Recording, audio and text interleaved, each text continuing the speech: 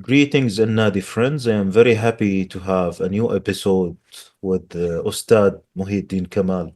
Really happy to have you here. Hey, Wallah, really happy to be here. Thank you for your invitation. And it has been a while, actually. We were planning to have this interview, and now the time is here. So, because this is our first interview, usually we start from the beginnings. I Yes, would so like you to good. please take us into this journey of how it all started, starting from the childhood and so on. Hey, Wallah. So, I think so. Our first meeting was in Crete, in Hodetsi, right? In person, yes. Yeah, in person. So, Yes. still, after nearly 4 or 5 months, it's still a good time for musicians. It's not too long, not too much, not too short, so still works. Mm, mhm.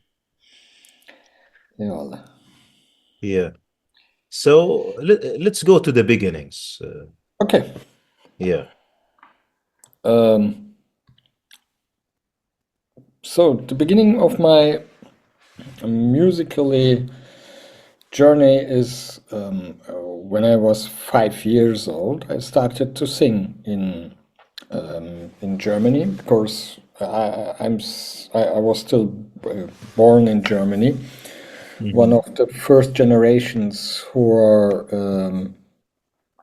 more or less how we can call made in Germany also. Of Mhm. course, I have Turkish and Eastern European roots like the old Yugoslavian country like Macedonia and north of Greece. Mhm. So, but yeah, um, I was born in Germany, and after a while, somebody, we don't know really who, and discovered that I have an interesting voice, and they said, "Would you like to sing?" And I started to sing in weddings and in engagements. And Mhm. in the 18th, weddings and engagements are not only places where somebody married with each other. No, Mhm. it was a place who people came together. Yeah, for Mhm. example, a guy saw a woman and said, "Oh, she's beautiful," and sent her anything, a small writing letter, yeah, to meet her. And Mhm. in this way was a social place where people come together, where families created still. Mhm. And of course, uh, in the 18th, Germany was a totally different country. Everybody was wear the suit, Mhm. and everything was very very nice. Not too much jeans trousers was only something what they're wear when they have to go to work, but not in the private time, not like today we can say. Yeah. So, and when I was 5 6 years old, I met my master, Ismet Mhm. Alpaslan, who was a student of Sherif Muhittin Targan, one of the Mhm. founders, the Baghdad Conservatory. I think so. Mhm. In Arabic part, they called him Rab el Ud, when I'm not very wrong. So, and it was one of the biggest lucks in my life because when I saw my teacher, who was a person who was born 1923 in Saloniki Mhm. and moved then 23, 24 by the Asia Minor catastrophe of the Turks and the Greeks Mhm. to Istanbul, and there he studied his musical education. But in this time, it is totally normal that to be a musician is not an easy thing. So that means he have to Mhm. study it. His family forced him to study it, a regular something, a job. I think so. Yeah. He was a kind of architecture, Mm. and he came to Germany as a Gastarbeiter, how we called. Yeah, Mhm. that means guest worker. Mm-hmm. in the 17th, end of 16th, beginning of 17th. And I think he was one of the first generations who came here, Mm. because the first 30 or 50,000 guest workers in Germany, there was high qualified engineers and studied persons. After then, Mm. there moved more the workers here Mm-hmm. to Germany. And that was one of my biggest luck when I saw him the first time. He was wearing very nicely with a very nice ironed trouser and shirts, and he was every time wear it very, very well Yeah. in a high Mm. quality, and Yeah. his long white hairs, and I think so he was more or less in my high, that means not Mm-hmm. very high. Mm. So, and then we started to make music with him. um, the, But Muhyiddin, how it happened actually? Now you were busy. Actually, your voice is beautiful. You sang in weddings and these occasions, and then all of a sudden you were introduced to him or your parents. How did that happen? Oh, the husband of a friend of my mom say Mm. he was a teacher of Ismet Hoca, and Mm. he said, "Look, this guy is talented. Let's bring him to this nice teacher. Maybe it works, and then he can have a Mm-hmm. interesting musical education." And Uh-huh. that how comes that you, Veysel amca. Yeah, I think so. Veysel was his name, and he brought us there, and Mm-hmm. then we started to to learn by my master. And in this Mm-hmm. time, I was not in the school. I was still 5, 6 years old. So my first language, what I learned was reading the notations, and Interesting. singing, of course. And Mm.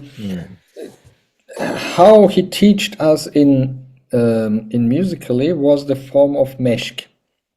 Mm. That means our master did it before, sing it before, hit the cycles like dum Mm-hmm. tek dum te ek, and make the solfege, singing the notations, and at least Mm. putting the syllables of the words of the lyrics, and so we learned the pieces. Mm-hmm. And that's a system which I never changed. I tried only to optimize, because the mesh system is a very, very nice tradition what we can use. And Mm-hmm. Ismet Hoca, my master, I think he was one of my biggest lucks in my musical career Mm-hmm. until Yurdal and Ross, who I from whom I learned a lot of things. Mm-hmm. And when Interesting. the main idea was also to learn the oud, but still I'm 5, 6 years old. We speak in a time in Germany where the telephones are still with wheels. So it's not Mm-hmm. easy to bring a oud from Turkey to Germany. And I'm a child, so that means I need a tiny oud, which is still not Mm-hmm. existing. Nobody thinks about childs. Yeah. Yes. So after 3, 4 years, my teacher asked me, "Would you like to learn the violin?" Okay, I said yes, why not? So I started to learn the violin, but it was not really my instrument. So Mm-hmm. still, it was very interesting because he said, "Yeah, you're very successful. You played immediately the Peshrevs and the Semai," which I liked also, but the violin was seriously not my instrument. I like it to hear it, but I didn't like it to play it. Mm-hmm. So and also I stopped with the singing in engagements and weddings after three Mm. or 5 months when I met my teacher, because he was educated in classical Turkish music. And Mm. in this time, in the popular music in the Turkish era, Turkish spoken era, also in the Turkish Yeah. diaspora here in Germany, It is more like arabesque. That means Mm, İbrahim Tatlıses's, the popular one with Barış Manço and Sezen Aksu. So mm, I sang all the time three pieces because mm, I was I had my solo part with three, four mm. pieces and Mavi Mavi, Sen Ağlama and Dağlar Dağlar from Barış Manço. Yeah. And I gone to my mom and said, I will not go anymore to do this kind of music. And everybody was shocked because Mm, I had a lot of I didn't get any fee from the orchestra, but in this time in Germany is a huge amount of money by everybody. So everybody puts a bit money on your jacket. Yeah. So at the end of the night, I earned with three, four pieces more than maybe more than the whole orchestra in one night. So Yes. everybody was shocked, and my mom asked me why you came to this idea. I said, I think so. I don't like this music. I Hmm. don't like to do this music. Of course, I still listen today also. Mm. Yeah, and now I think it's much more tasteful than with 5, 6 years old. But and then we start to sing these pieces of Hamamizade Ismail Dede Efendi, to Zaharia Mir Cemil, Utri, Meragi, and I had the feeling that was more my world, and still it's also at the moment my comfort zone, the spring of my musically working. Even I cannot do this every time here in Germany because nobody cares about Utri and Meragi, and but it was a very nice basic, Interesting. and So the majority, sorry to interrupt, but the majority of the work you have learned from Ismat Hoja was songs or sometimes instrumental pieces? instrumental pieces, we did it only by solfege. Yeah, Mm, because in this time, until I played violin, it was only singing, working about my voice. And mm, there's a very interesting, I think so, not correct thinking in our kind of singing. Because mm-hmm, in Germany, in Turkey, we call it şan dersi, şan lesson.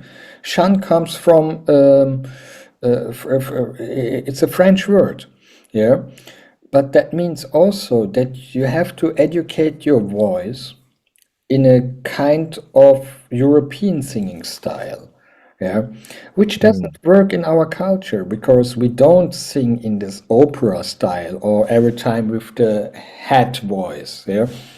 To know these mm-hmm, techniques is important, I think, after a while. But for example, when I teach at the moment singing, I don't call it shan. I call it, we teach our voice to sing beautiful. That means the articulation of the word, the correct articulation. And at the moment, the E and the A's mm, and the U's in Turkey is a nightmare, seriously, in everything. So, and also after a while, how we have to use our body by singing and to know it that our head, the whole head, is a kind of a speaker. Yeah, but it makes no sense to teach this in the European way every time with the yeah, high tones of our head. It's mm-hmm, also in the era where you live, in the Arabic music with yeah, Kulthum and Abdul Wahab. It's not the style, but of course, after the First World War, the thinking in all these post-Ottoman countries was, okay, we have to be now modern, so that means everything what comings from West is perfect, and everything what we have is in from the Middle Age, which is not true. Yeah, but in this time yeah, was that the feeling. So mm, that gives us, after a while, the point that the teaching how to sing or how to play with the mesh system Mm, is a system which still works for all traditions. Yeah, mhm. because the notation system in the classical Turkish music, what we call today, whatever is classical and whatever is Turkish, and whatever is Yeah, music, we can yeah, speak about this hours and hours long. exactly. It's like a question: what was the first, the egg or the chicken? And and I know, Yes, I never found a person who can give me really an answer about this. yes. So still, the mesh system is a complete system where we can use every part. We can adapt also the European part, yeah. And as you Hmm. know, the notation system comes with Donizetti to the once a time how we called Ottoman Empire. So, Yeah. and it was not a system which was from the spring. Yeah, before then we had the Hampar Sum notation. It's very interesting, but of course, it was not very useful. So Mm, the notation system, how we use it at the moment, is acceptable. It's not perfect because, mm, especially in the classical Turkish music part, some signs are missing. That's why during COVID I decide, okay, I use now this sign, and I'm sure somebody found it before me, but I don't care about this because you cannot, especially in the teaching in middle of Europe, you cannot um, tell a German, a French, a Spanish, a English person, yeah, to say the Ushak pitch. It's a bit lower, but it's the same pitch, like it's the same sign like the Segah pitch. He will look to you. And yeah. really, I teach since more than 20, 25 years. And every time I was on this way, and for before 5 or 10 years ago, I decided to work on it. And during COVID, I decided to use a Confirmed. different form of the B flat and of the C sharp, of the sharp. So Hmm.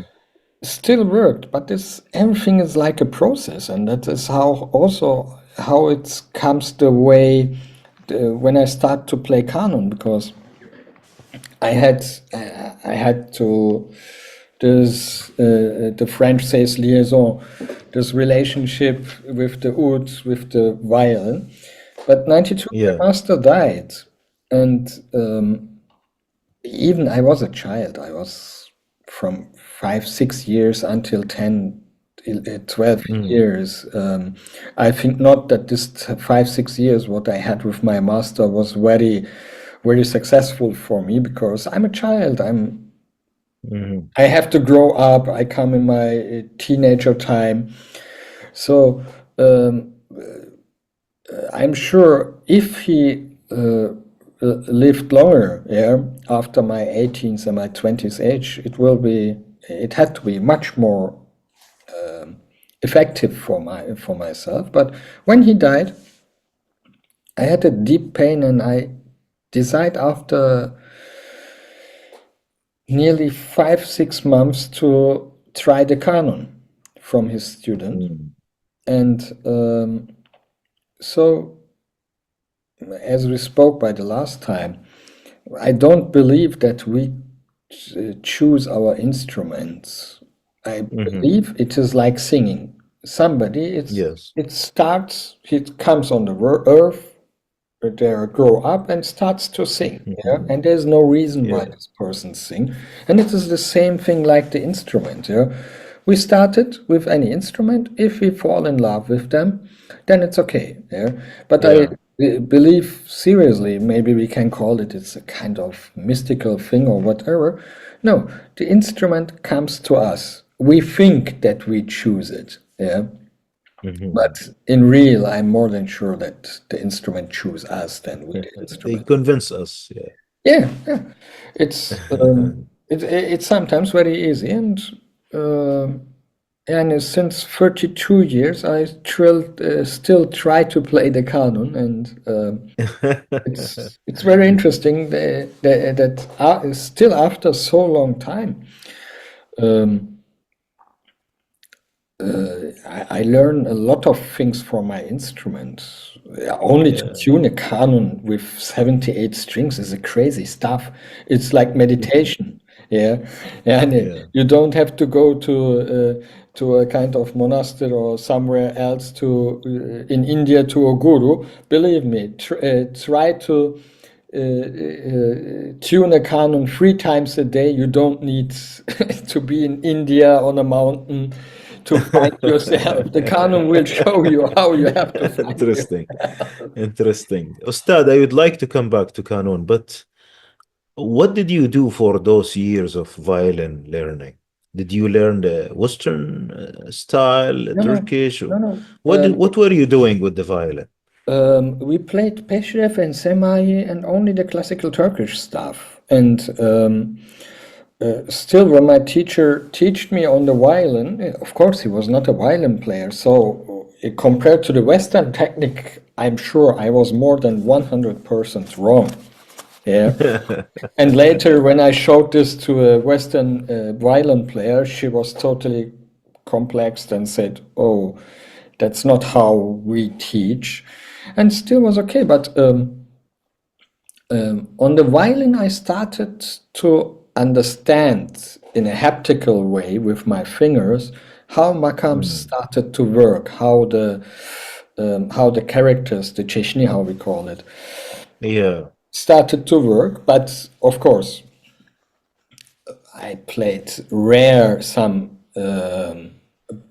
European stuff on the Mhm, violin because my teacher was one of the teachers who thought, okay, look, you learn by me classical Turkish music, a tradition which mhm, is not a really part of the European culture. mhm, There, we speak from Asia Minor, and it's also not the Oriental part. It's not the really Eastern part.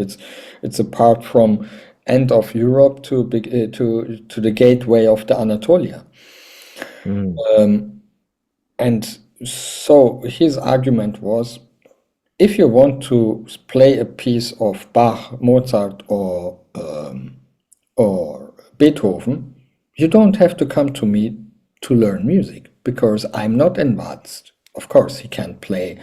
He played on his oud everything what he wants to play, but he mhm. was not afford and forcing to do this European stuff in his musical culture because he said, Yeah. okay, a lot of violins, a lot of teachers, a lot of symphony orchestras do this 1,000 times better than me. So, if Mhm, you want, and he told me once a time, if you want to have a European education, I can send you to a friend of mine who is a very nice violin player mhm, because he knows a lot of musicians, also who was classical educated. And I said, no, I will stay by you. Why I have to change my teacher? Because I was still in love with mhm. my teacher, and Yeah. still after 40 years, I'm still in love with my teacher. So the Mm, experience with the violin was very nice, and I'm in the end of the day, I'm very thankful for this mm, experience because mm, for a musician who plays instrument with plectrums, it's a very interesting school of education to use a bow. Yeah. mm. And Yeah. also on the kanun, and a lot of plectrum instruments try to use their instruments with a lot of slidings. Yeah. Mhm. Yeah. Like fretless guitar, for example. Yeah. Mm, And the slidings are important also when we sing. Yeah? It is a part of mm. our musical tradition. So still works. Interesting. Interesting. So I will go to the canon, but now I see that you were receiving a lot of great culture and repertoire from your master, specifically Asmat Hoja. And I don't know if you were listening to anything else at that time, like records or whatever. And you were singing, actually, you are using your own main instrument to Um, learn the pieces, regardless if they are sharkies Yeah, yeah, or pieces? Sharpe, Beste. Look, in this time, you have And to, a vast repertoire going to Maraghi and Atri, not like three, four pieces. yeah. All this, like in the childhood, is really a great opportunity to understand things by your natural instrument, not immediately going to be mechanical on some instrument and then, yeah, please. Look, there are some very interesting things. Mhm. First, my teacher was a really gift from the life for me, especially in this very, very young years where I understood nothing. Yeah, Yeah. we have to say. Um, but we have to see in this time, in the middle of the 1980s, yeah, here is in Germany is nothing. Yeah, we had this import-export Turkish shops, which slowly growing up, which they brought the cassettes, musical cassettes, and the Mhm. LPs still was existing. Yeah, but Mhm. all these things was only popular things. Yeah, Mhm. for the stuff of the classical Turkish music, it came after the 19th to Germany, or we have to drive, and it's in this time to fly to Turkey was not very cheap. We have to drive Mhm. by car in the summertime to Turkey and try to buy. Mhm. And my teacher was a whole was my first repertoire archive there, because Mhm. I'm 5, 6, 7 years old and I singing all this old stuff there, but I didn't understood any word of them because it is in Ottoman language. Yeah, that means 50%, 60% of Turkish. The rest is Persian and Arabic.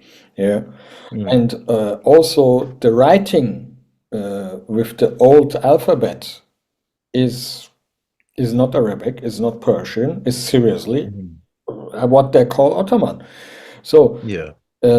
more than 50% of the lyrics we didn't understood, but Mhm.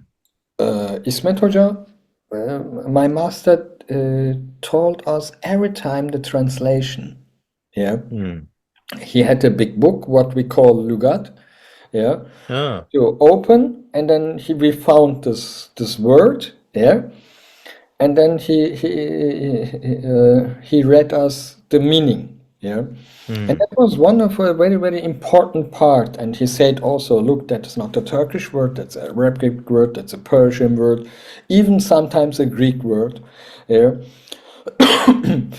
and um, and that's how my musical repertoire grows up, but on this time extremely slowly, of course. And you have to understand that we work on one piece nearly 4 or 5 weeks, yeah, with the Yes. repetitions, yeah, because the pronunciation during the singing, the to find the right pitches, yeah, that's not very Mhm. easy, yeah? And we don't have internet. We cannot go to YouTube, open, listen, and try to copy and listen and no, even I don't have Yeah. any recording system. Yeah, in this Mhm. time I don't have a Walkman. Yeah, which was the first MP3 player with music cassettes. Yeah, and Yes. Germany, of course, in this time was a very rich country, but for our culture, from where we came from, the Anatolian, from the Asia Minor part, it was the highest degree of poorness Mhm. for our for our culture. Yeah, Mhm. even to find the muzrab, to find the plectrum, it was a hard thing. Yeah, yeah. Mhm. So in this time, everything was not existing here. Yeah, Mhm. the previous times was much more worse. Even you cannot found really olives or feta cheese, white cheese, and and all food stuff. Yes. And that was the challenge with what we have to handle. And when we had a cassette or a LP, we listened this the whole year. Yeah, Mm. it was in the car, at home. It was repetition every time. And Yeah. of course, we was not in the fast times like today, where you can have access to every compositions about the streaming platforms, about the internet. We live in totally different times. Yeah, that's why Hmm. when I try to tell my students, look, we had this kind of problems. Yeah, we listened a cassette until this cassette was broke. Yeah, Yeah. they looked to me and said, how you can do it. And when we saw to all the statistics today, you can see that nobody listens in the first beginning a piece longer than 50 seconds. Yeah, I think so. It's Yeah. more 15 Mm. than 30 or 50. Yeah, Mm. but we listened one piece maybe 100, several hundred times. Yeah, Yes. and we was not bored because in this time we had only free TV channels, so it was a different world where we called our friends one night before by phone and very very short because to calling somebody was not very cheap. And then Mm. we made a meeting for, let's say, to play soccer on 2 p.m. in the afternoon, and everybody was there. Yeah. Yani the social Interesting. media, like WhatsApp, was the neighbors of your apartment. A WhatsApp Interesting. group. Yes. Yeah. Interesting. So that really, you were lucky enough to have that very rich culture, which was very rare, available to you with your Hoja. Uh, and the few cassettes, the very high interest of seeing the same piece many times, many weeks, studying it for many weeks, practically testing it with your hoja, and then again listening to it over and over again. So it's all memorized by listening, by singing, by playing, by solfege, by yeah, and maybe a vast number of pieces because you said at that very early age you were accessing these great masters, very old masters as well. So then we violin, then kanun. That was after your master passed away, right? Yes, yes. Let's go there and see the teacher and how it happened and how you received it. Yeah. Yeah, my voyage to the Kanun was very interesting because my master had a student who he taught also in Kanun, Hmm. and Eyüp abi, Eyüp Fırat. And he was a very interesting guy. He was more a worker than a musician, but Mm. he was one of the guys in my life where I saw that talent is not the access key to start with Mm. somebody, because I will not say that Eyüp abi was talent free, but he was not the giftedest guy by talent. So, Mm. but he had something to stay and listen and work about even one bar, hours and hours and hours. So, Hmm. still, I started by him. And Mm. by APA was very interesting. It was, I was 12 years old. I tried to discover my body. I tried to discover who am I? You have to understand, in this time, we speak from 1992,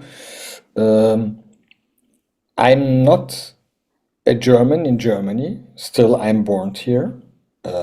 I'm not a Turk in Turkey, I'm the Almanca, I'm the German guy. So, seriously, you have an identity conflict with yourself. Yeah, what I am. And I'm the German guy, or I'm the Turkish guy, or sometimes I had the feeling that I'm the guy from the Mars, and I'm not the only one who had this feeling, you know. And Yeah. in your house, in your flat you speak Turkish and you behave with all these classical traditions, but out of your house you have to be a total different person, which Yeah. is still very, very hard for growing guys, especially in this time. Still, I think today existing also, but in a very, very easier way. Yeah. Mm. The stereotypes of the guest workers was existing everywhere. And Mm. the lessons by Epabi was not very successful about the music and about the canon because he showed me, okay, you have to start with your left hand, okay.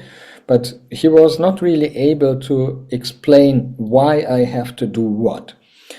But uh, by Epabi, I had the big, very, very big luck that we spoke about the problems what I had. And Mm. that's also something what we did by Ismet Hoja. To be a Hoja is not only to teach, that's only a teacher. To be a Hoja is a Mm. different thing. Yeah. Okay. A Hoja can see you, yeah, and then say, okay, today we play only 2 times. Hadi, let's speak. What happened? What is the weight in your deep heart? Yeah. And with Mm. 12 years, you have a lot of problems. Unbelievable. Yeah. Yes. Maybe not financial problems, but yeah, everything is Yeah. getting crazy. Your hormones do this, your personality, your soul, your emotional life, everything is coming over and under something. So Mm. this uh, deep speaking lessons. And when I was by EPUB, he said, okay, not only 45 minutes or 1 hour. No, I stayed there hours and hours, and we ate together because we was also in the same choir. He knows me from my childhood, and I was one of the reasons who brought him together with somebody else Mhm. to Ismet Hoja. Mm. And we have a connection, but because after Mm. 6 months he moved for every time to Turkey and never came Mhm. back to Germany. So um, my canon teacher I lose also in this way, yeah. But and then I standing there. There was nothing, Yes. yeah. No teacher. Mm. Ismet Hoca has also died. I tried to go to a choir. I work with friends and try to grow up my education. And also with the old students of my master, because I was not only the one, there was several students. Yeah. And after a while, my mom, I think so, 93, my mother brought me a cassette of Erol Deran. Mm. Yeah. Before then, I saw him in the TRT International TV, which was the only one TV what broadcasted to out of Turkey. Yeah. So, and I was very impressed of Erol Bey. Mm. Unbelievable guy. I never saw this one by one dropping playing style. And my mother brought me the cassette of Erol Hoca with Taksims and some Sastimais. And I'm a bit sad that he have only one, maybe 2 cassettes. And I still Mhm. falling in love. He was like a polar star for me. And I listened him every night because I bought me in this time a kind of ghetto blaster with replay for cassettes. Yeah. And when I Mm. gone sleeping, I put a cassette or a CD, later a CD, in this ghetto blaster, play replay, push Mhm. replay, and listen this until the whole morning. And I did this Mm. 1 year long, every night. It's a bit crazy. Wow. It may be Wow. obsessive. I don't know what psychologists, how the psychologists call it today. And I did this until this cassette broke. And Mhm. for this 1 or 2 years, I was a really copy of Erol Hoca. Yani, I Mm. never met him, but for me, he is a great master, plus especially in this style. Yeah. Mhm. And of course, we are young, you're extremely unexperienced, and you're searching something else. And then Halil Karaduman, Halil Bey, I saw it a lot of times, but his style was not very, very touching me with, Mm. with Ahmet Meter together. That's one of the biggest two names in this age on the Kanun. Yeah. Yeah. Yani Ahmet Meter found the style like playing Kanun like a flamenco guitarist, more or less. He have very nice, very, very nice recordings. When I found, I will send you also. Halil Karaduman is Halil Karaduman. He is another gifted genius Kanun player. He was. So, Mhm. but nobody of these two guys touched me like Erol Hoca until I heard from a guy who produced his first album Okyanustaki Sesler from Göksel Baktagir, which is also my master. Mm. Yeah.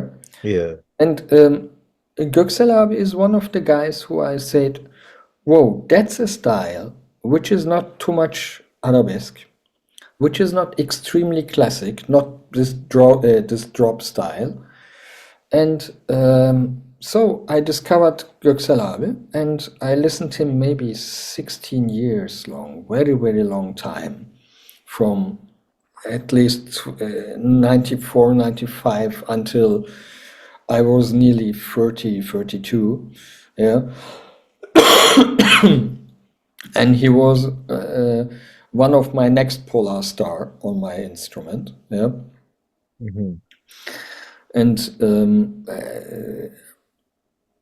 my canon constructor was Ejder amca, Ejder Güleç.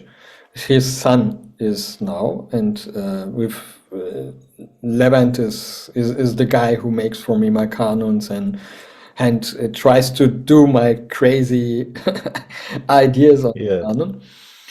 And 94, 95, I was buying my Canon, my first Ejder, which is in this Mm. time we have to say that is a Maserati, a Ferrari of the Canon. Yeah, before I had a nightmare of a Canon, which was Yeah. constructed in Germany, really, really. And Mm. I listened to this music and I asked Ejder Amca, who is this? And he said, that's Göksel. Here's his cassette. And I gone to the next shop to buy his cassette. There was a special bookstore to buy his songbook. And then I was young. I don't know if I will do this today. And I asked Ejder Amca for the number of Göksel. Mm. He gave me his phone number from his house, and when I moved back from after the summer vacation in Turkey, I come back and so I think September I listened to the cassette and I said, okay, Muhittin, hadi let's call him. Yeah.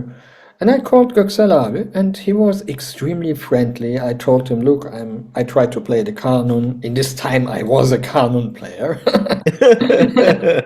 With 15 years old, you have the feeling that you create the world, to found the Yeah. world. So, and then he asked me several questions, and nearly 1.5 weeks later, I have something in my mailbox here, not digital, in my really mailbox, Yeah. Yeah. with all his notations, handwritten notations. He made me copy and send it me. And Wow. I bought all his cassettes, and every 2, 3 months I called him, and Mhm. we stayed in touch. And until 2000, I met him also 2001 and 2002 in Istanbul. 98, I met him. I drove 8, 9 hours from Karlsruhe to Berlin to listen his concerts and buy his wife's canon for a student of mine and Mm. come back. And in one night, we drove nearly Wow. 15, 16 hours because everybody have to work also the next day. And there I met also Yurdal Tokcan, which is seriously the next milestone after my master in my life. And until 2013, from 2007, I joined more or less every year to the workshops in Crete from Göksel abi. And later I discovered what is really the secret about his playing style.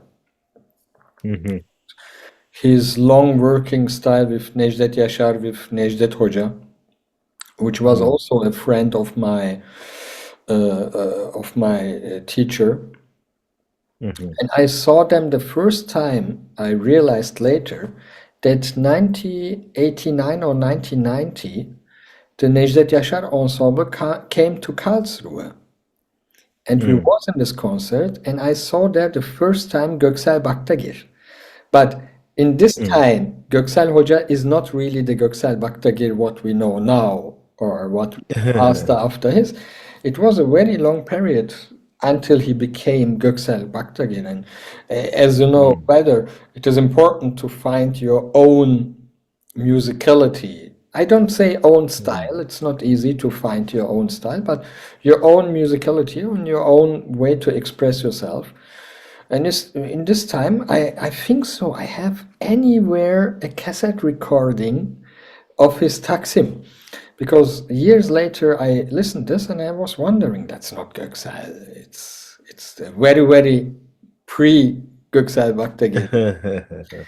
But even in this time, I was very impressed how he played in a very high quality with his sound, and also with his musicality, virtuosity, of course. He also, in his young age, he was a master of his kanun. Later, Yurdal told me that during their conservatory years, they played more or less under the stairs every time they practiced on their instrument. That's the reason why Necdet Hoca invite them after a while to his choir. And it was really interesting and nice times. And of course, about Necdet Yaşar, we don't have to speak. He is the student of Mesut Cemil. Mesut Cemil is the son of Tamburi Cemil, which is seriously a école, how we call it today. And even we are not really sure if the recordings of the old LPs are not too fast. Maybe from this misunderstanding, musicians create a very new style. But Mesut Cemil also very fast. So still, there is something, it's true story about to playing the tambour very fast. And I think that's one of the secrets of Göksel Baktagir's playing style. To don't play the kanun only like a kanun. He plays the kanun also a bit like a tambour. With this not every time open sounded hitting the strings. He makes also slides and use it the rest of his fingers, adapted the arpeggios to playing the accords. The right hand do another thing, the left hand do another thing. So, and of course he's left-handed. And kanun is a failed constructed instrument. Even a lot of people say different things. Fact is, the mandal part have to be on the right side because the majority of the humankind are right-handed. For Göksel is a gift because he's a left-handed genius. We don't have to speak about. Yurdal and Göksel are that what, in my opinion, Tamburi Cemil Bey was. Also Derya Türkan, we have to count to these two names. These three persons are that, I think, what was Tamburi Cemil Bey in his age. And it's they're extremely hard workers. And Yurdal abi and Göksel abi, they're extremely hard workers. They don't believe that talent is enough. They're worked every morning, every afternoon, every second they try to spend on the instrument. That's Mhm. to have also The the music. opportunity. It's a big Mhm. chance. That's a different theme, but in general, then I think so, and I hope a lot of other musicians, instrumentalists will come who will bring this instrument to another level. But we are extremely lucky that we have these two or three guys to that they can guide us also a bit. Yeah. Yurdal Mhm. Tokcan is a different version. Mhm. He is also as a person, as my brother. He is he stands more or less after my teacher. He stands alone in my heart, also with Ross Daly, and this it's very interesting. Since my childhood, I have every time this idea of a triangle, and the the number three. And these three persons, Mhm. Ismet Hoca, Yurdal, and Ross, Mhm. that's more or less my polar stars. When I don't Mhm. understand something in music or when I have to make a research, I call Ross or I call Yurdal to ask them, what do you think about this? And that's extremely perfect to have this kind of people in our life. Yeah. Interesting, interesting. So we need to go back to a few points of what you said now. This is a very rich portion of discussion, actually, but maybe let's take a break at the moment. Always. Yeah, just to give our friends a chance to comprehend and enjoy a piece of work or something to share from this period. What would you like to share with us? So, look, even we stopped with Yurdal and Göksel. There's a piece of my first album which I recorded before my first album was released. The name is Eleni, and Yurdal abi have their very nice Taksim. It's not a very hard piece. It's very slow. And it's Mhm. also existing in YouTube. And at the moment, I can see it's more than 12 years old. So the recording when I uploaded in Mm. YouTube, and I think 1 2 years earlier we did the concert in 2010 or 2011. Still, we can see there how fast time is passing. I think Sure, Eleni is a nice idea. sure. We'll listen to it then. Eyvallah.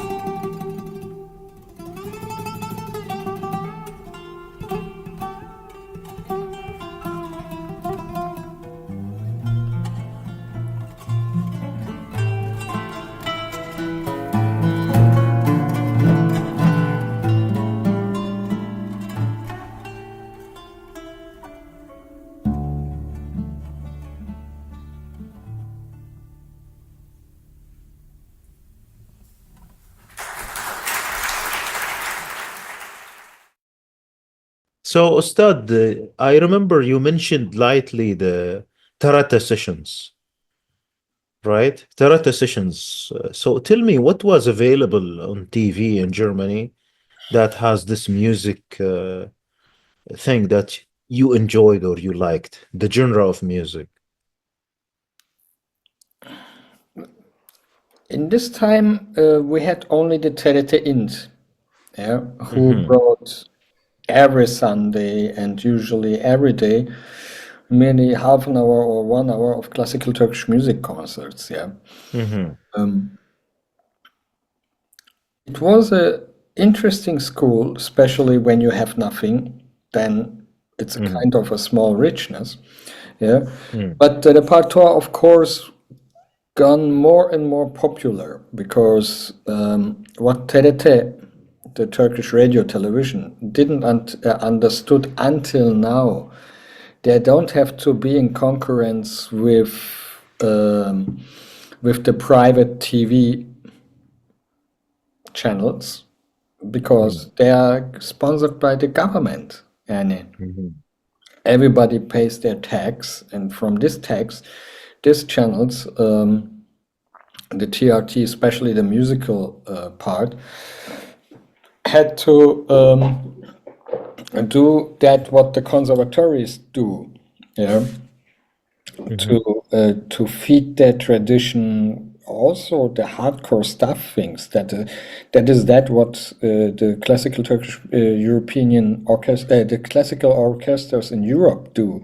You can listen Hmm. every Sunday in the government channels, a classical symphony orchestra concerts. Yeah, so and Hmm. still works. And in this time, there was very, very great musicians, kanun players, violin players, cello players, and of course, today we can see it with our glasses much more in a criticized way. But in this time was very good because we had nothing. Yeah, yeah. Hmm. It is like to seeing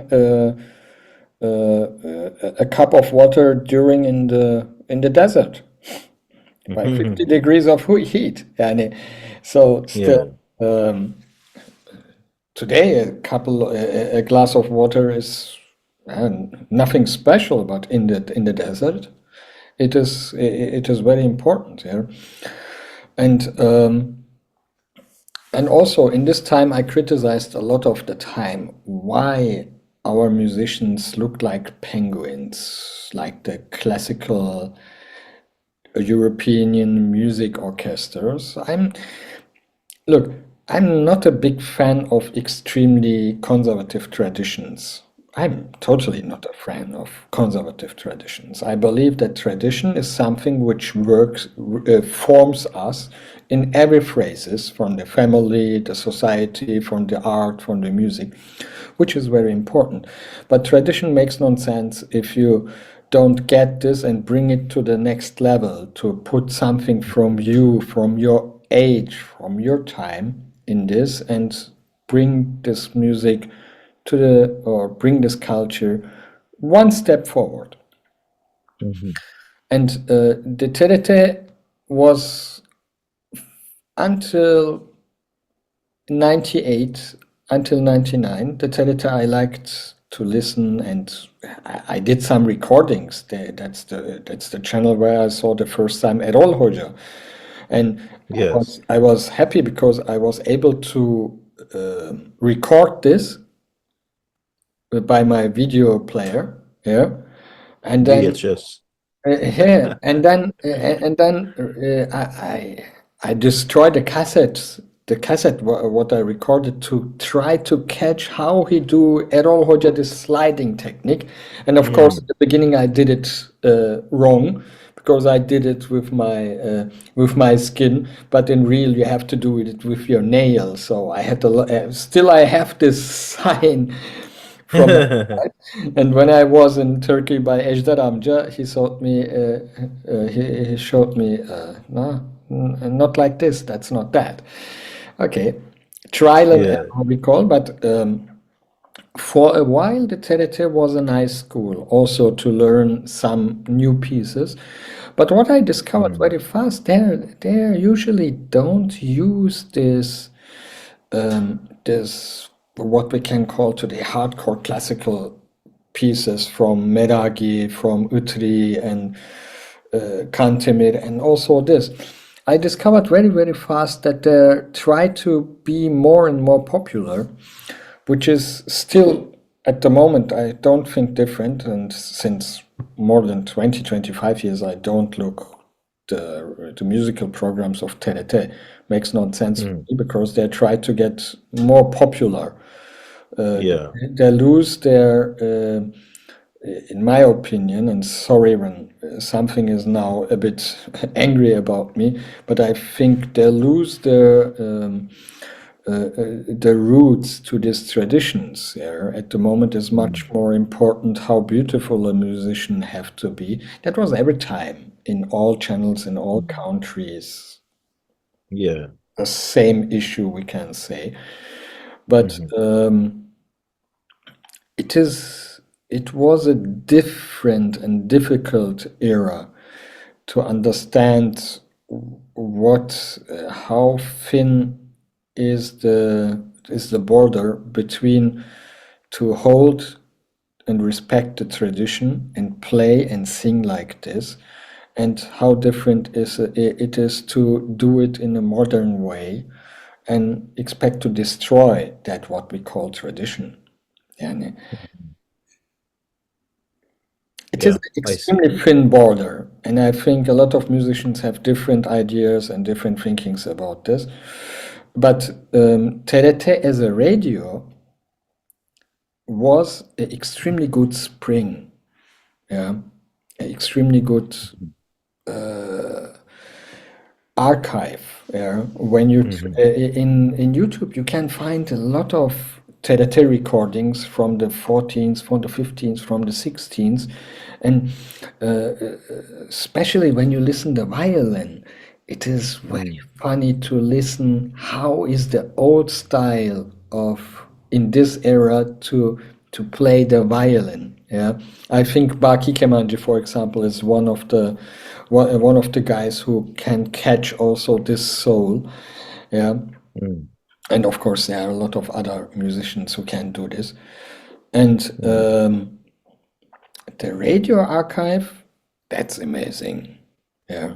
If they're still Interesting. existing, that's amazing. There you can listen a lot of good singers because in the radio nobody wants to have to see you. It's radio, so it doesn't matter Yeah. how beautiful or how not beautiful you are.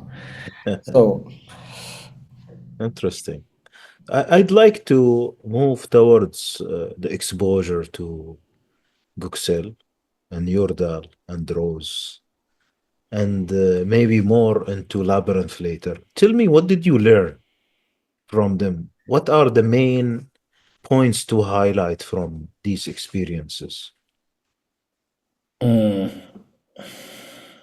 you mean in a musical way, right? Or in the Yeah, education? like the personal way and the musical way, because it's all mishk, right? So,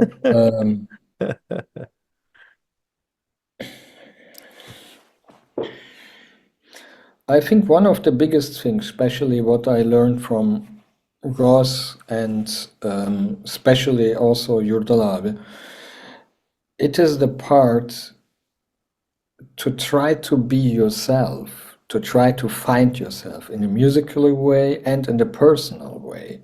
Yeah. Mhm. Because when you are young, when you're 20, 25, until the 13th year, so you try to be found yourself, and during this Mhm. finding yourself, you have to you can choose several things. You can be Mhm. try to be a copy of somebody who you love, and music is working like first to be a copy. There is no Yeah. existing a musician who says, "I was never a copy of somebody else." That's not true. Mhm. That will be not really the truth. So, but Yurdal and also Ross and Mhm. in all of us in all of our chats and our speakings, um, they gave me every time the the feeling that I don't have to be their copy. Yeah. Mm. And that was one of the important things. That's also one of the one of the ways how I teach my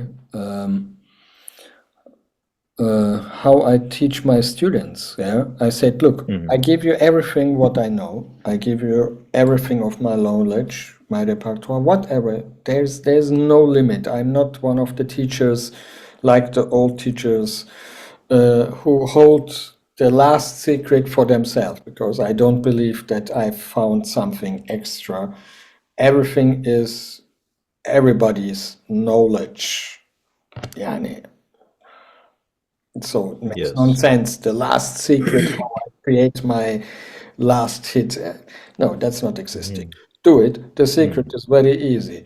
Rehearse as much as possible. Yeah, and that's also the other side. What I saw on these two guys, especially, they are hard workers.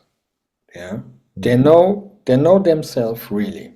Yeah, even not Yurdal and not Ross, they're gone there and said, I'm the great master. They will never do this. And there's a very, very high degree of kindness. And they say, we do whatever we can do, but we cannot do everything. Yeah. Mhm.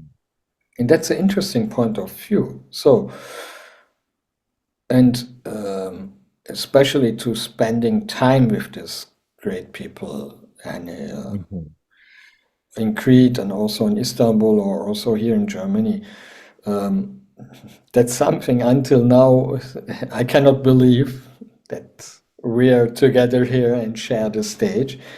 But on the other Yeah. hand, is all great masters are great masters because they create, and there was a milestone in any other musician's career, and Yes. to share everything is also a big a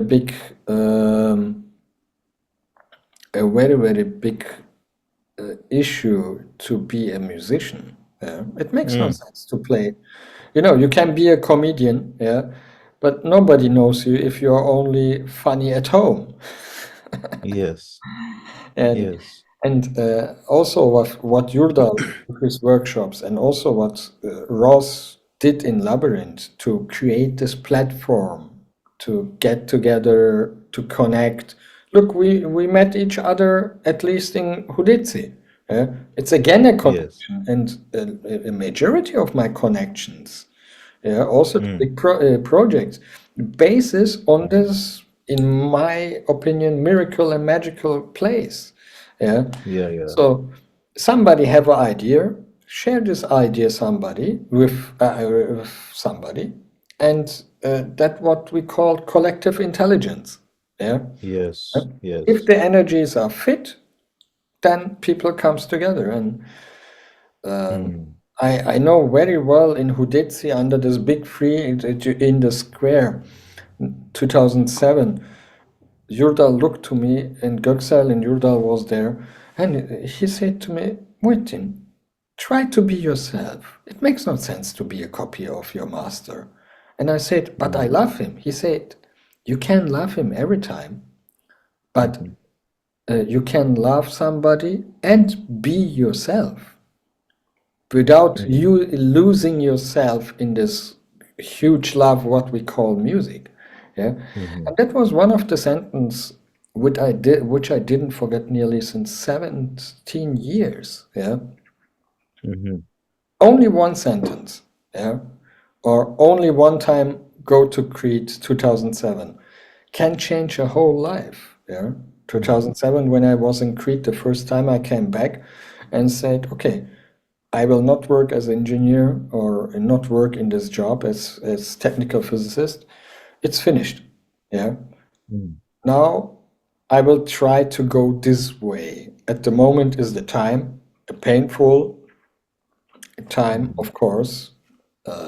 No connections, no money, no platforms to create all these things with a hard work, but still worked. Yeah. Mm. And the next generations doesn't Interesting. have to be so hard how we had it with cassettes and LPs. But all time, all age have also his own charm. Yeah, Mhm. where we can Interesting. say, okay, Yes, Mm, it's nice to be getting older. It's nice mm, to be getting a bit more wiser, or sometimes not. Depends on which theme. Yeah. mm. It's everything a part of the process to try to be a human, and at least, of course, for us, try to be a musician. Interesting. This is really interesting. Sure. Now you mentioned that you stopped being a technical physician, which means your education was in that route other than music itself. If we just mention education, and then uh, maybe tell us about what did you start doing after 2007 Um, to be your own and not copying others and so on, which is a very critical thing that you might share as an experience. um, One thing what I did after 2007 is to start to compose again, Hmm. make compositions. When I was Again. very young, 14, 15 years old, I was a very young kanun player. I had a very bad experience with a leader of a choir who was Mm, also a student of my master. I composed a very, very bad composition. Yeah, my first composition. The lyrics I was composed. In this time, we had the small books from a newspaper, mm, which the newspaper sent us every year, with mm, with some poems. Yeah, and one of these mm, poems I like it, and I didn't realize that this was composed. So I worked mm, the whole night, and in this time, I didn't had mm, any notation program. I didn't had the opportunity to record something and listen. No, playing, singing, and writing in the same time mm, on the paper with a pen. So mm, there was, if you make a mistake, the program didn't correct you like today. So, and I know that I worked from 11 o'clock because everybody at home was sleeping until 3, 4 in the morning, and was sleeping more or less on my canon. Yeah. mm, And somebody comes and woke me up and asked me, "Oh, what happened?" I said, "Oh, I made a composition." And before we gone on Sunday to the choir, um, I, I wrote it again on a way mm, as beautiful as possible. And then I was going to this choir and show it to this guy and very enthusiastic. Look, I did something. And I'm a child. Yani, how arrogant can be a child? And before the whole audience, he he destroyed my composition more or less. What was not right? That you can't do this like this. The melody is not the syllables. There's a lot of mistakes. Even 10 minutes he destroyed everything, and then he said, "But you're talented. You can do it." Okay. And that was a kind of a trauma. And since then, I didn't show any composition to him, and I stopped to make compositions. Yeah, mm, that was one of the points where I learned 10, 20 years later how I don't want to be to be a teacher. Yeah, mhm, that's why in my lessons and in my workshops the word failure and mistake doesn't exist. Here, mm. there's only something which don't work at the moment or now. So Yeah. when I came during 2006 until I go into Crete, I started again to make compositions, and I showed this composition to Göksel abi and Yurdal abi. And they said, "Yeah, of course, they are something. It's not perfect, of course not. Yeah, but look, there's also some interesting things." That was a totally contrary point of view to how Mm, to show how it is to compose, and mm. it's a constructive critic, we can say. Yeah. Yeah, Yeah. which have to be. Yeah, Mhm. critic have to be, but in a very polite and constructive way. It's important. So later, and I understood that musicians or art workers especially can be very jealous and also scared about their status.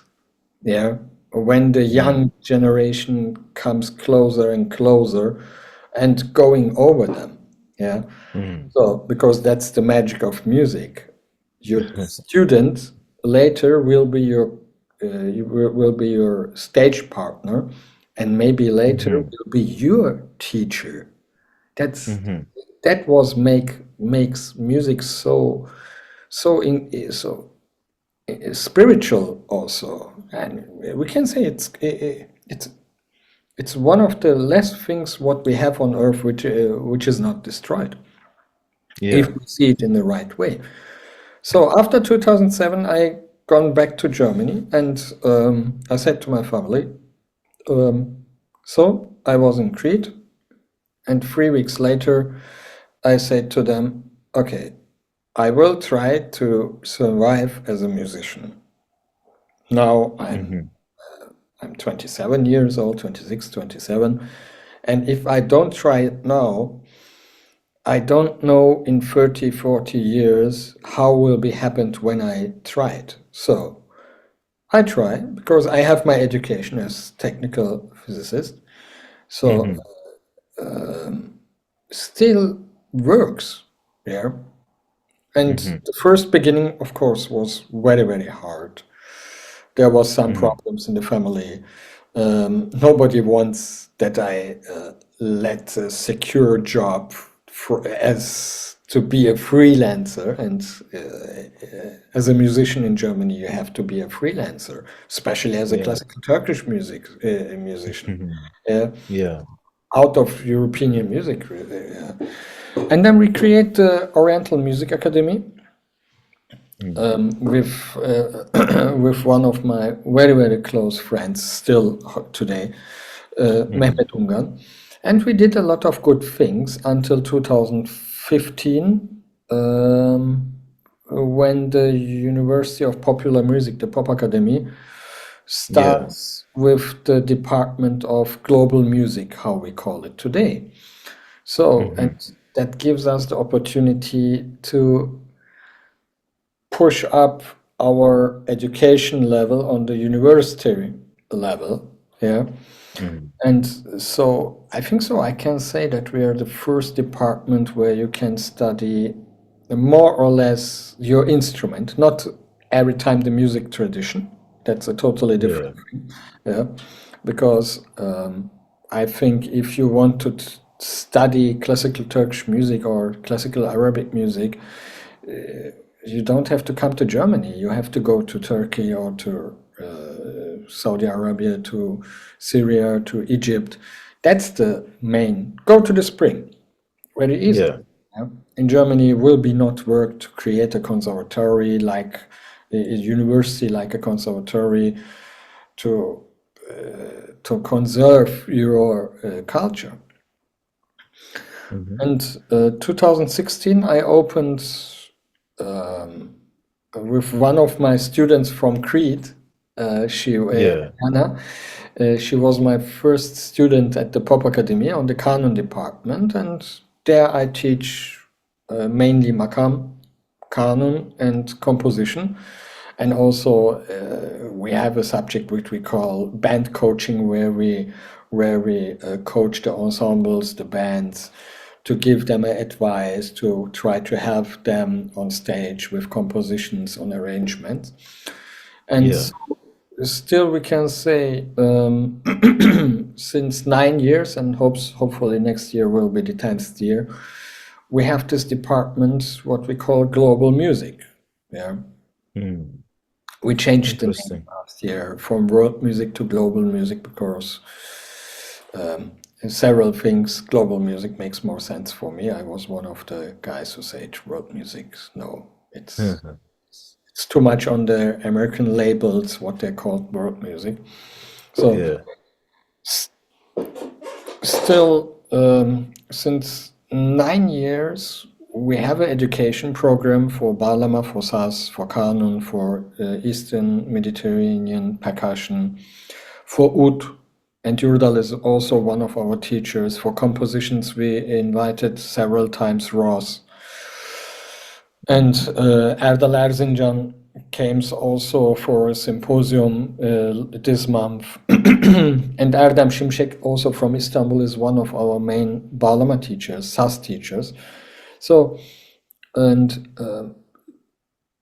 but like everywhere, we have to understand that the musical education or the musical studies, what we have to do here, is not compared to them what we have to do or can do in their spring, in their main countries. Yeah, we Yeah. teach here musicians, we train here musicians for the European market. Yeah, they have to play in a Mm. symphony orchestra, they have to play with a jazz combo, they have to play with a classical Turkish choir, with the Arabic choir. They have to be very, very open-minded Mm. if they want to survive. Yeah, Mhm. and also in their way to Interesting. teaching. And to be open-minded is very, very important. Yeah. Otherwise, to be a musician in Germany makes no sense for only Mm. classic Turkish music. Then you will play anywhere in some taverns every year, 2 or 3 times, maybe a concert, and that was. Yeah. Mhm. How do we reach to this global music department? Does it have a website, a channel, the events, the news? Where do we find it Mm. for Look, those who are interested? it's very interesting. 2008, we had a strategy meeting in the Oriental Music Academy. Mm. I was the guy who said, look, we have to go to try to be a kind of conservatory. In the same time, Udo Mm. Dahmen, our retired director of the Pop Mm. Academy, he wrote a paper to adapt a new department. In this time was called World Music. Yeah. Mm. In 2014, when we had this big wave of refugees from all over here, that was the time when the when the government opened more and more their mind, and they said, okay, look, since 16, more than 16 years or 50 years, not 16, 60, 50 or 60 years, we have here a huge amount of migrations. We have nearly 4 million Gastarbeiter from Turkey in Germany Mm. here. Now, most of them are Germans by passport, but still they have their roots. So we have everything. We have the döner, we have Turkish gold and jewelers, and we have everything, but where the culture? And the government gives, also the state government of Baden-Württemberg gives us the possibility to try this, and we did Mhm. it. Yeah. Yeah. In the beginning was the discussion to do it on the regular conservatory or at the Pop Academy. And we thought also that the Pop Academy is the the place where is the right place to create this world music or the global music department. Yeah. And time by time, sometimes grow up when we added, for example, the djembe, the African instrument, and also sometimes the Indian instruments like sitar and the Indian music. And but it's more in the Mediterranean and maybe in the Middle East era. Mhm. Not too much Chinese, not too much in the East, like China and Japan and Korea, and also not too much in the West, like America. It's more or less in a balance how the population are existing here in Middle Europe. Mhm. Yeah. Interesting. Let's highlight quickly the learning experience. I know we have touched it into the timeline, but now for sure you have your own experience of how you learned music yourself, how the scientific aspect of it is useful or maybe not useful. Uh, the repertoire, your access to the repertoire, your access to these masters. What is the learning process, the most effective learning process? It's a good question. Hmm. And for myself, I can say I'm an early bird. So that means I wake up on 5, 6 o'clock in the morning. And the first 3, 4 hours every morning is for me very, very creative. That's the time where I work on my kanun and where I started to learn the laughter at the moment and making my Mm, compositions. So yeah. still, it is like the human body. Yeah? Every time, everybody have his natural time. Yeah? For me, Mm, it's the morning and the springtime, and after them, the telephone starts to ring, and a lot of things you have to organize. You have to go on your computer, but the learning time is for me in the night or in the morning. But mm, also during the day, I have to learn and teach a lot. So mm, for me, is one of the question what I need for my daily musical life. Yeah. mhm, I don't have to know everything, and I don't know everything. Yeah. I mhm, don't like this behaving like the great masters or people who thinks they're the great masters too. We know everything. We are musical gods. No, that's not mhm, true. Yeah. Today we have the internet. Today we have a lot of books. Yeah. mm, But today we have also the adapted traditions, and I know that I repeat it again, but the mesh system in general, mm, it's something. But music is yeah. nothing like to open a book, reading a book, close it, and then you know it. No, you have to Yeah. make your experience with your fingers, you have to experience with your voice, with your ears, with your closed eyes. Yeah, it is a totally different thing when you listen something and you close your eyes. Yeah, Mhm, you're focused on your ears. Yeah, mm, you are not interrupted by some visual things. Yeah. mm, Efren Lopez, for example, it's a very nice friend from also from Spain, who I met also in Crete.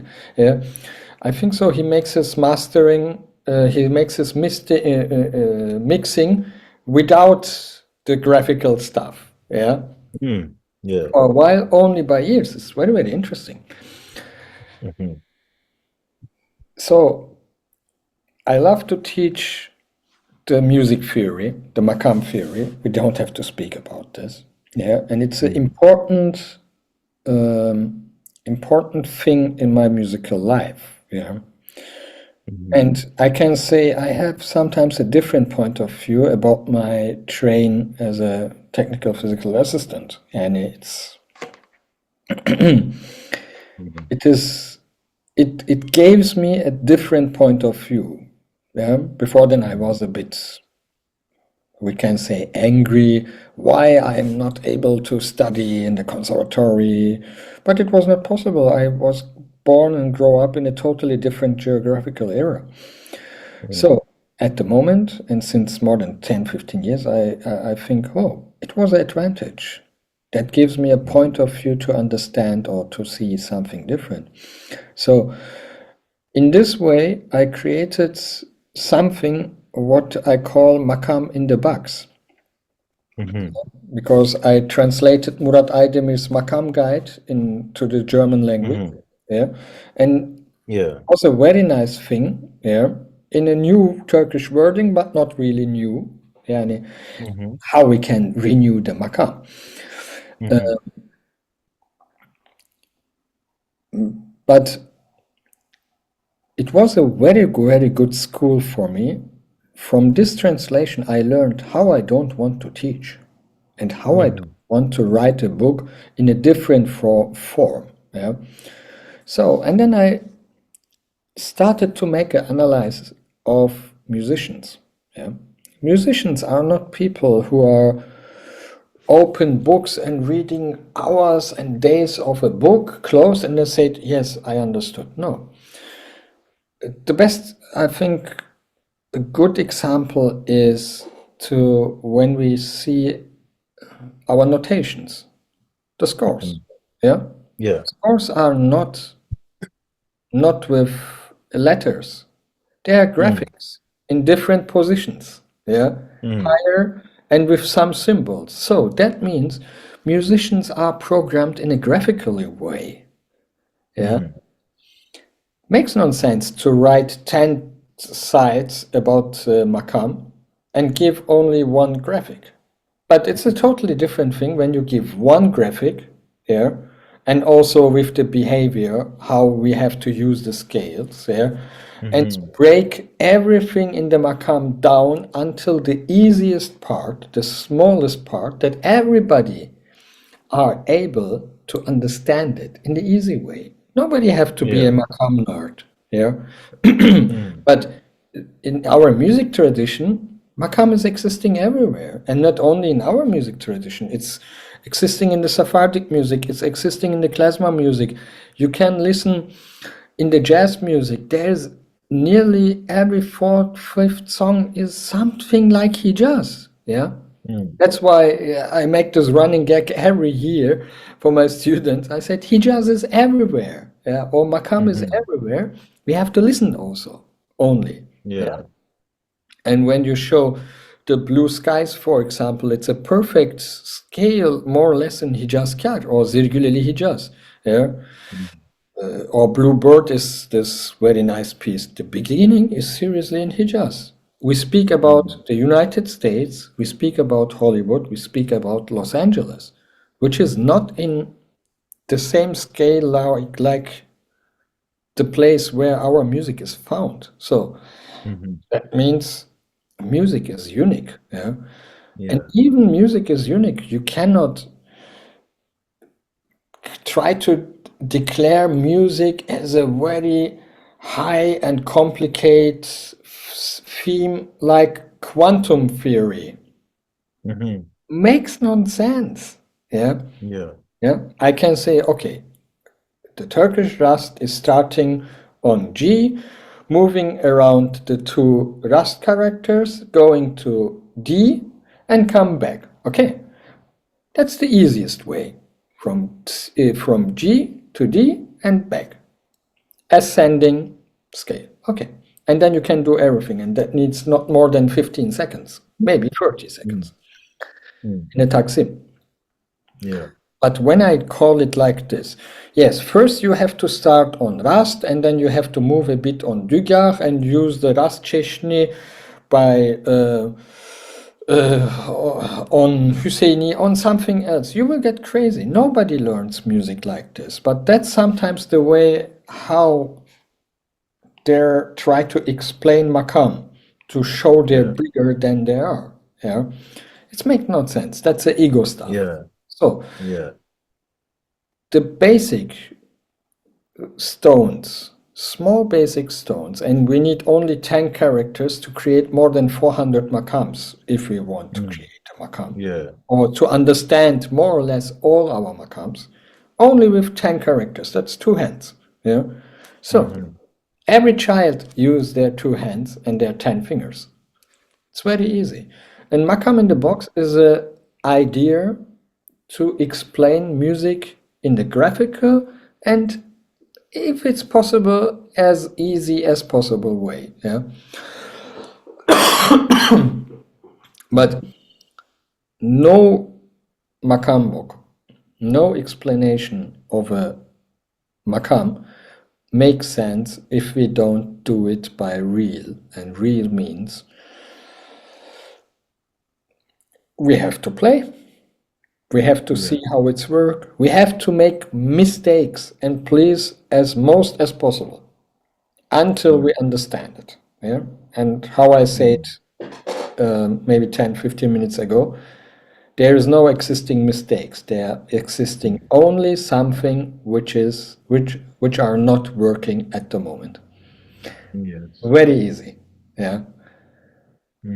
And Why? the smartest is those who can find all those mistakes and fix them.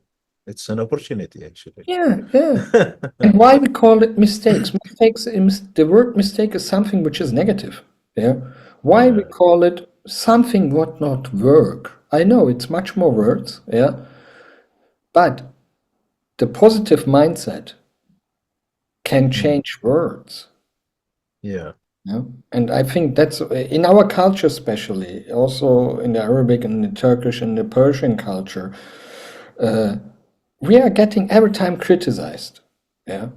Oh no, that's mhm, not true. Why you do it so easy? Why you don't make the transitions between the makam? Why you stay only in nihavent or why you stay only in rast? And sometimes pure is beautiful. Look to a rose. A rose can be also beautiful when it's standing alone. Yeah. yeah, interesting. Otherwise, the love between nightingale and rose will be not exist. Yeah. The nightingale don't get crazy to the rose because we speak about the bird Yeah, because the rose is in a big bouquet. No, the rose is only red head and their thorns. Be careful. mm, And yeah, interesting. simple is sometimes, especially in the beginning, the easy way. And the reason why I came to this idea is my son. Yeah, my Mm, son is now 20 years old. Yeah, mm, and he enjoys the classical Turkish music since, and not at the moment. Now he's in a totally different mood because he's a growing person.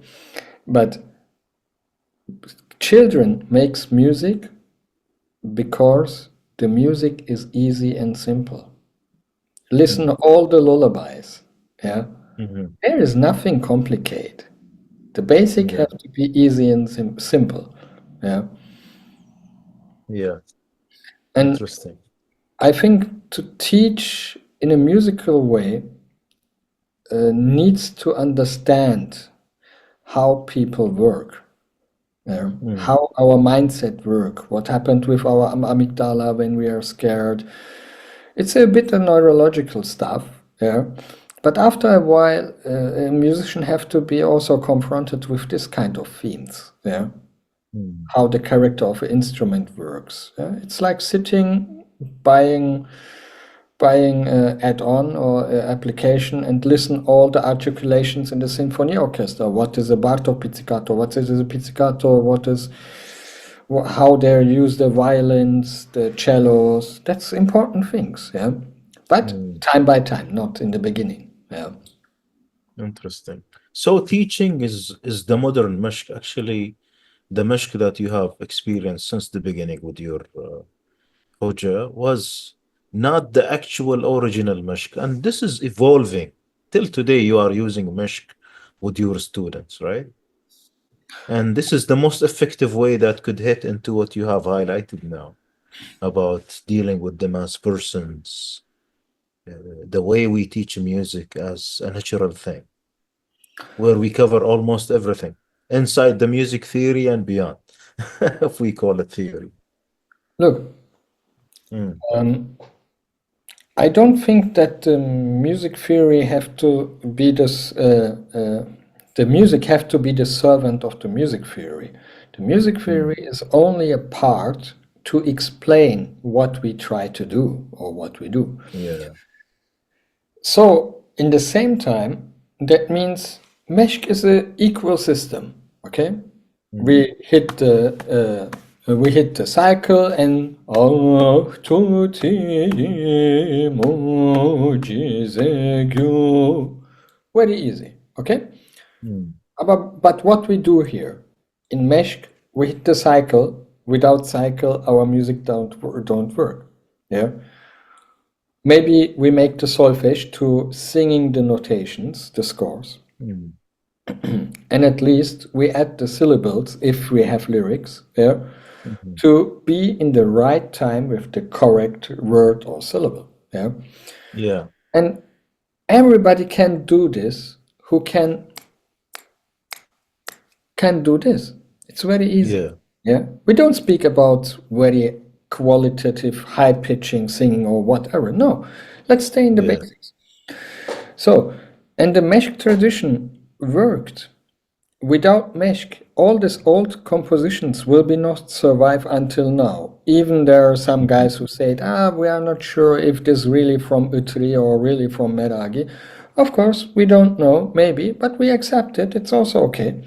But what is equal for us, or what works, is that we can say, wow, the compositions, how they did it.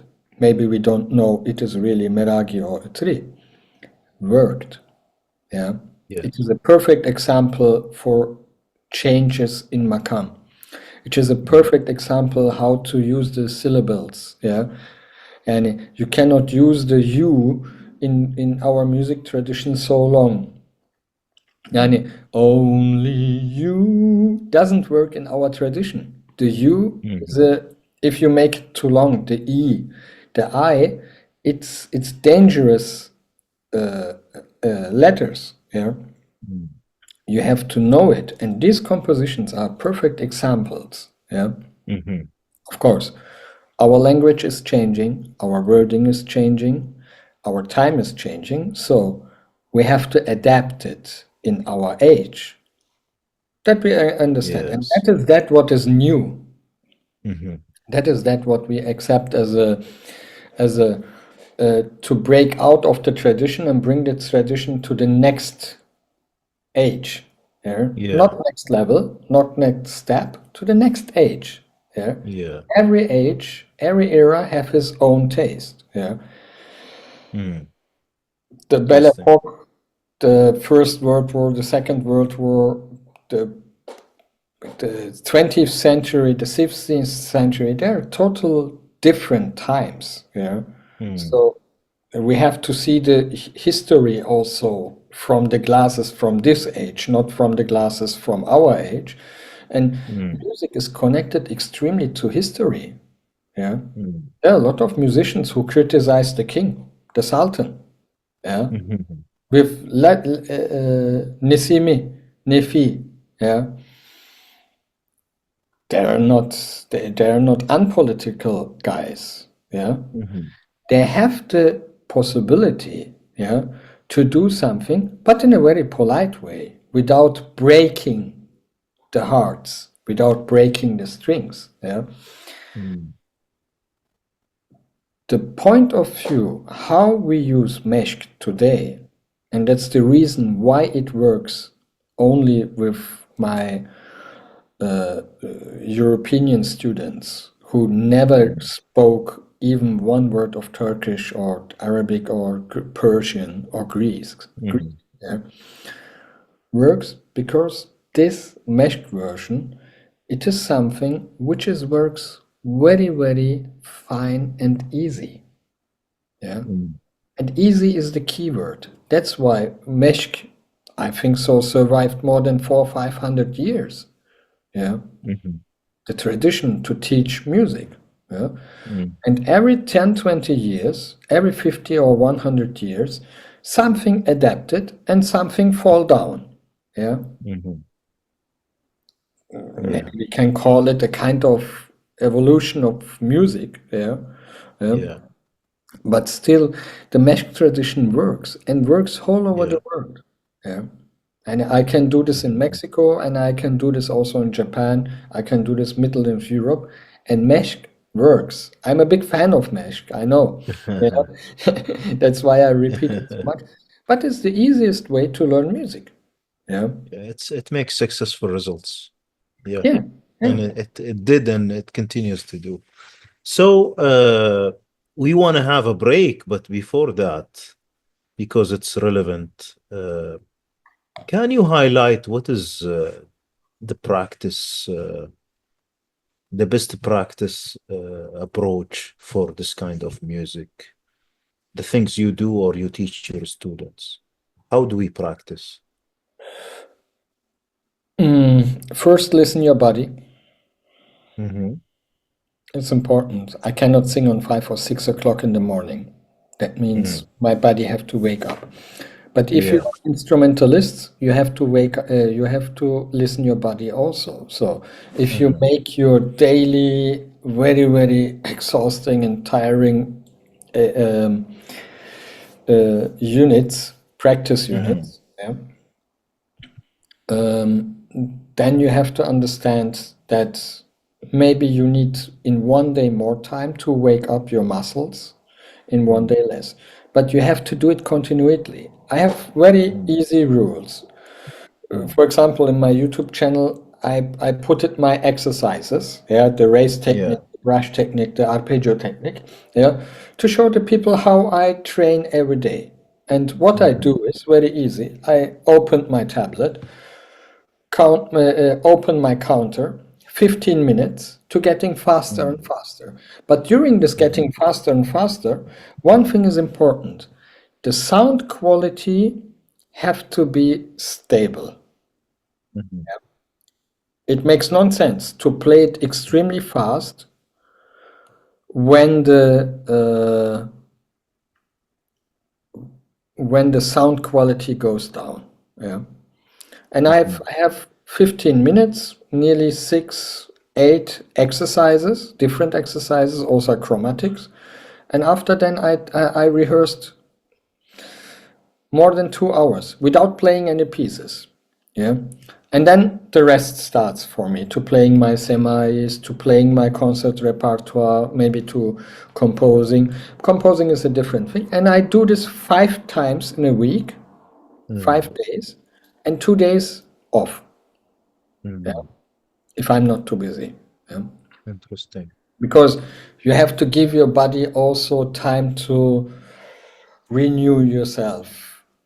It's Mm-hmm. like sports. It's seriously, Yeah. yeah, the best experience is Ronaldo. Okay. Mm-hmm. Ronaldo is not Ronaldo because he made only the training with his trainer. No, Ronaldo became Ronaldo because he stayed 2 hours longer in the beginning and 2 hours longer in the end of of the training. Yeah, Yeah. and repeat everything. That's why all this basic stuff, what I do since more than 20 years, yeah, what Mm-hmm. I saw from Göksel and optimized, what I saw from Yurdal, what I saw from Ross, yeah. Mm. These basic repetitions, I know it can be tiring sometimes, yeah, Mm-hmm. but you have to do it in the disciplined way. And when you do this more than 6 weeks, your body needs it. Yeah, Mm. body say, "Oh, Hadi Muhittin, move your Yes. place where you're sitting, yeah, and go and rehearse." Yeah, Interesting. of course, for these units, now I do this more than 15 years. Several Mm. phrases. Of course, I have to need Mm. time. I cannot do this 365 days per year. Yeah. But sometimes I can do that 3 months in raw, sometimes 6 weeks in raw, which is totally okay because after then I have to teach, I'm in the concerts, I have to travel. That is okay. But the first exercises, I put in my headphones, yeah, and watch something in YouTube or Netflix or whatever. But I let my body working and my soul is doing other thing. Mm. Yeah, that works also. Mm. But Interesting. not in the beginning. In the beginning, we have to be focused. Yeah. After a while, it is like an automatic car. Yeah. Mm. The first 2 hours, I can do whatever I want. Also, the first semis and peshevs, because I play this since 30 years. And Mm. it is in the DNA of my playing, of my rehearsing. But important is to do it continually. Otherwise, continuation and discipline is that what makes for instrumentalists, not for a singer. Mm. A singer, it's not good to sing 6, 7, 8 hours in a Mm. day. That's a body. We will destroy it. Yeah. Yeah? But for instrumentalists are still different. Yeah. Mm. And that's Interesting. important.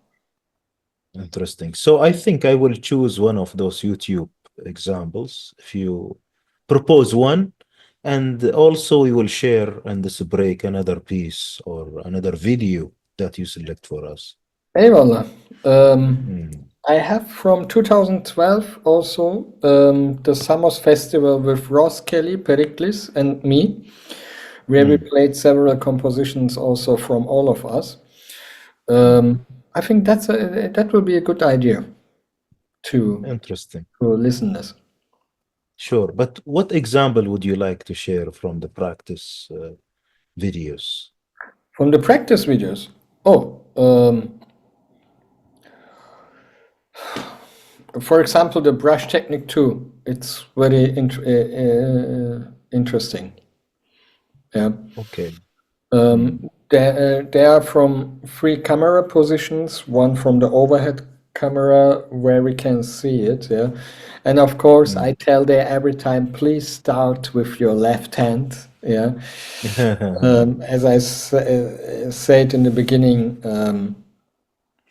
kanun is not a well-think construction in the beginning. We don't know the historical reasons really, but still left hand makes sense. But don't try to force to change it when you started at the right hand. When you're beginners, Interesting. then left hand works very, very well. Interesting. So we'll listen to these two examples and come back. Eyvallah.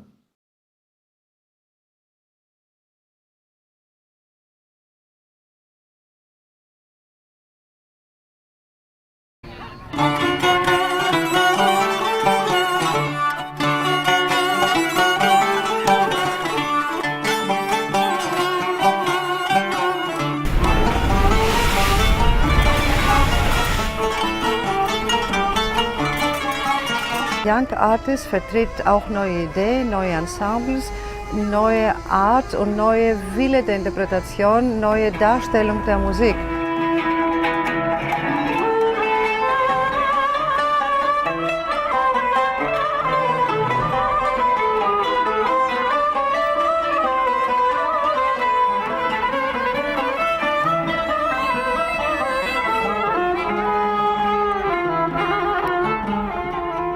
My first contact with modal music was through Indian music. I actually traveled to India and spent some time there studying, also in Afghanistan and in other countries, also Turkey quite extensively. In our type of music, we don't use the Western tempered scale, but we use another type of scale in which instead of dividing a whole tone into two semitones, we divide the whole tone into 9 equal parts. I'm very, very happy to see a dog in the audience. That's always, because I have 7, I always feel very comfortable in the presence of dogs, and I consider them to be the best listeners.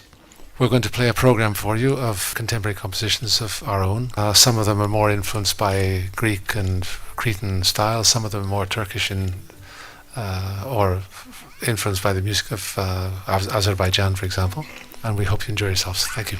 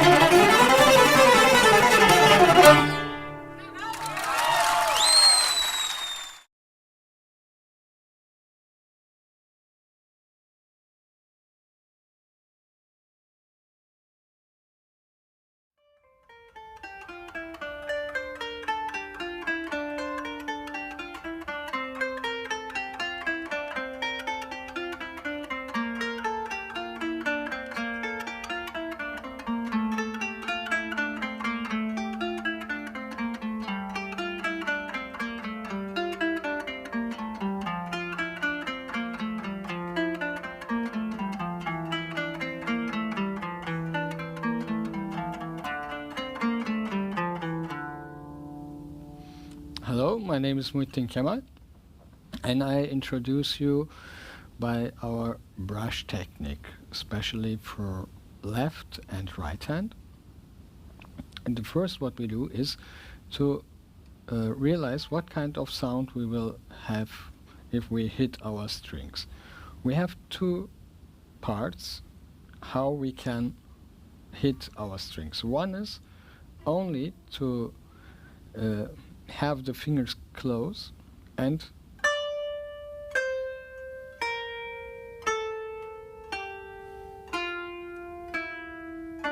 we have a very open sound. Which is necessary for our brush technique is don't use this open sound. More we will use the brush technique if that means that we use the rest of our fingers for make a staccato.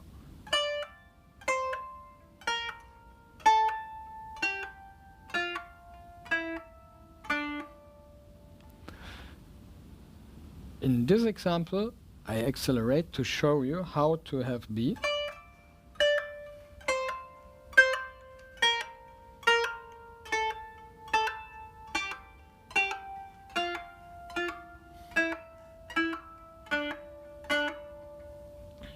And if we play this a bit faster, then sounds in this way.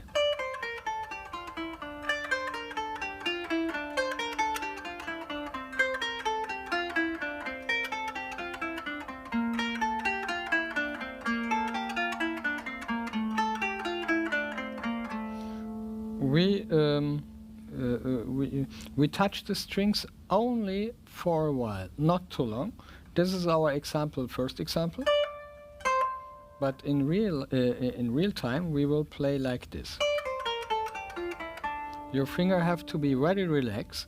That means that we touch only in a soft way.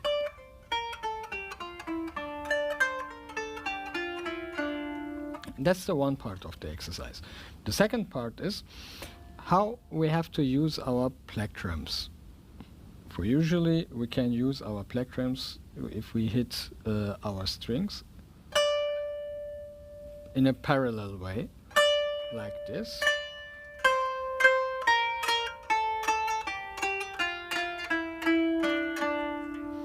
What we try to use is use our plectrum in a 45-degree way before we hit our strings. That means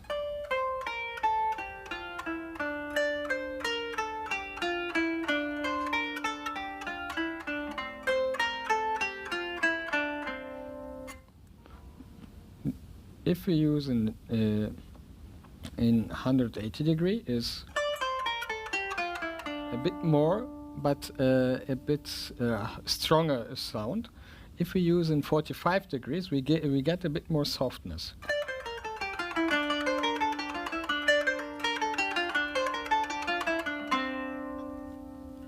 Now we combine in our first exercise these two techniques.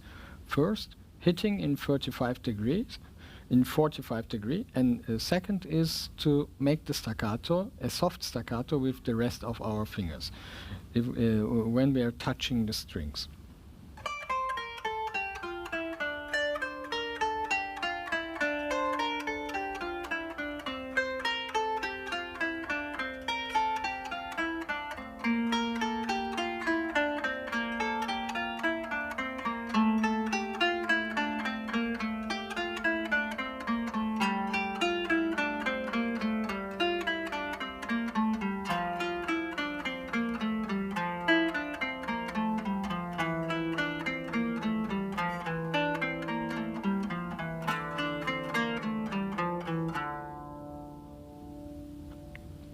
And that was the slow way.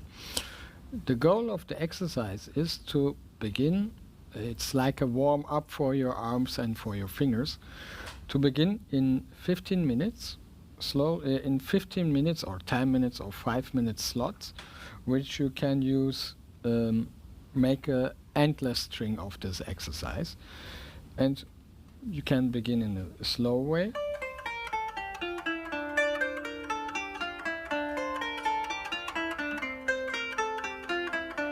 And slowly, slowly you get faster. And in the end point of your timetable, you have to speed up in every repetition.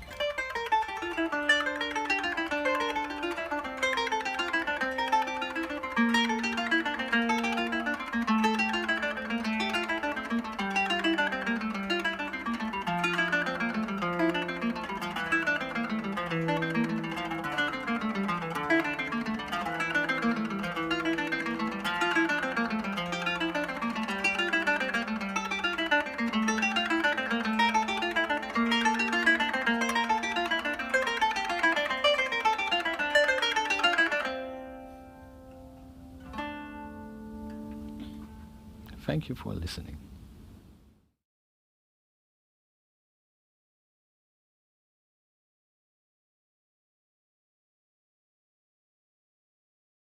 Ustad, thank you very much for these great clips that we share with our viewers and friends. Let's talk about things quickly that relates to teaching, learning, and the practice. For example, memorization. Look, we speak again from a triangle.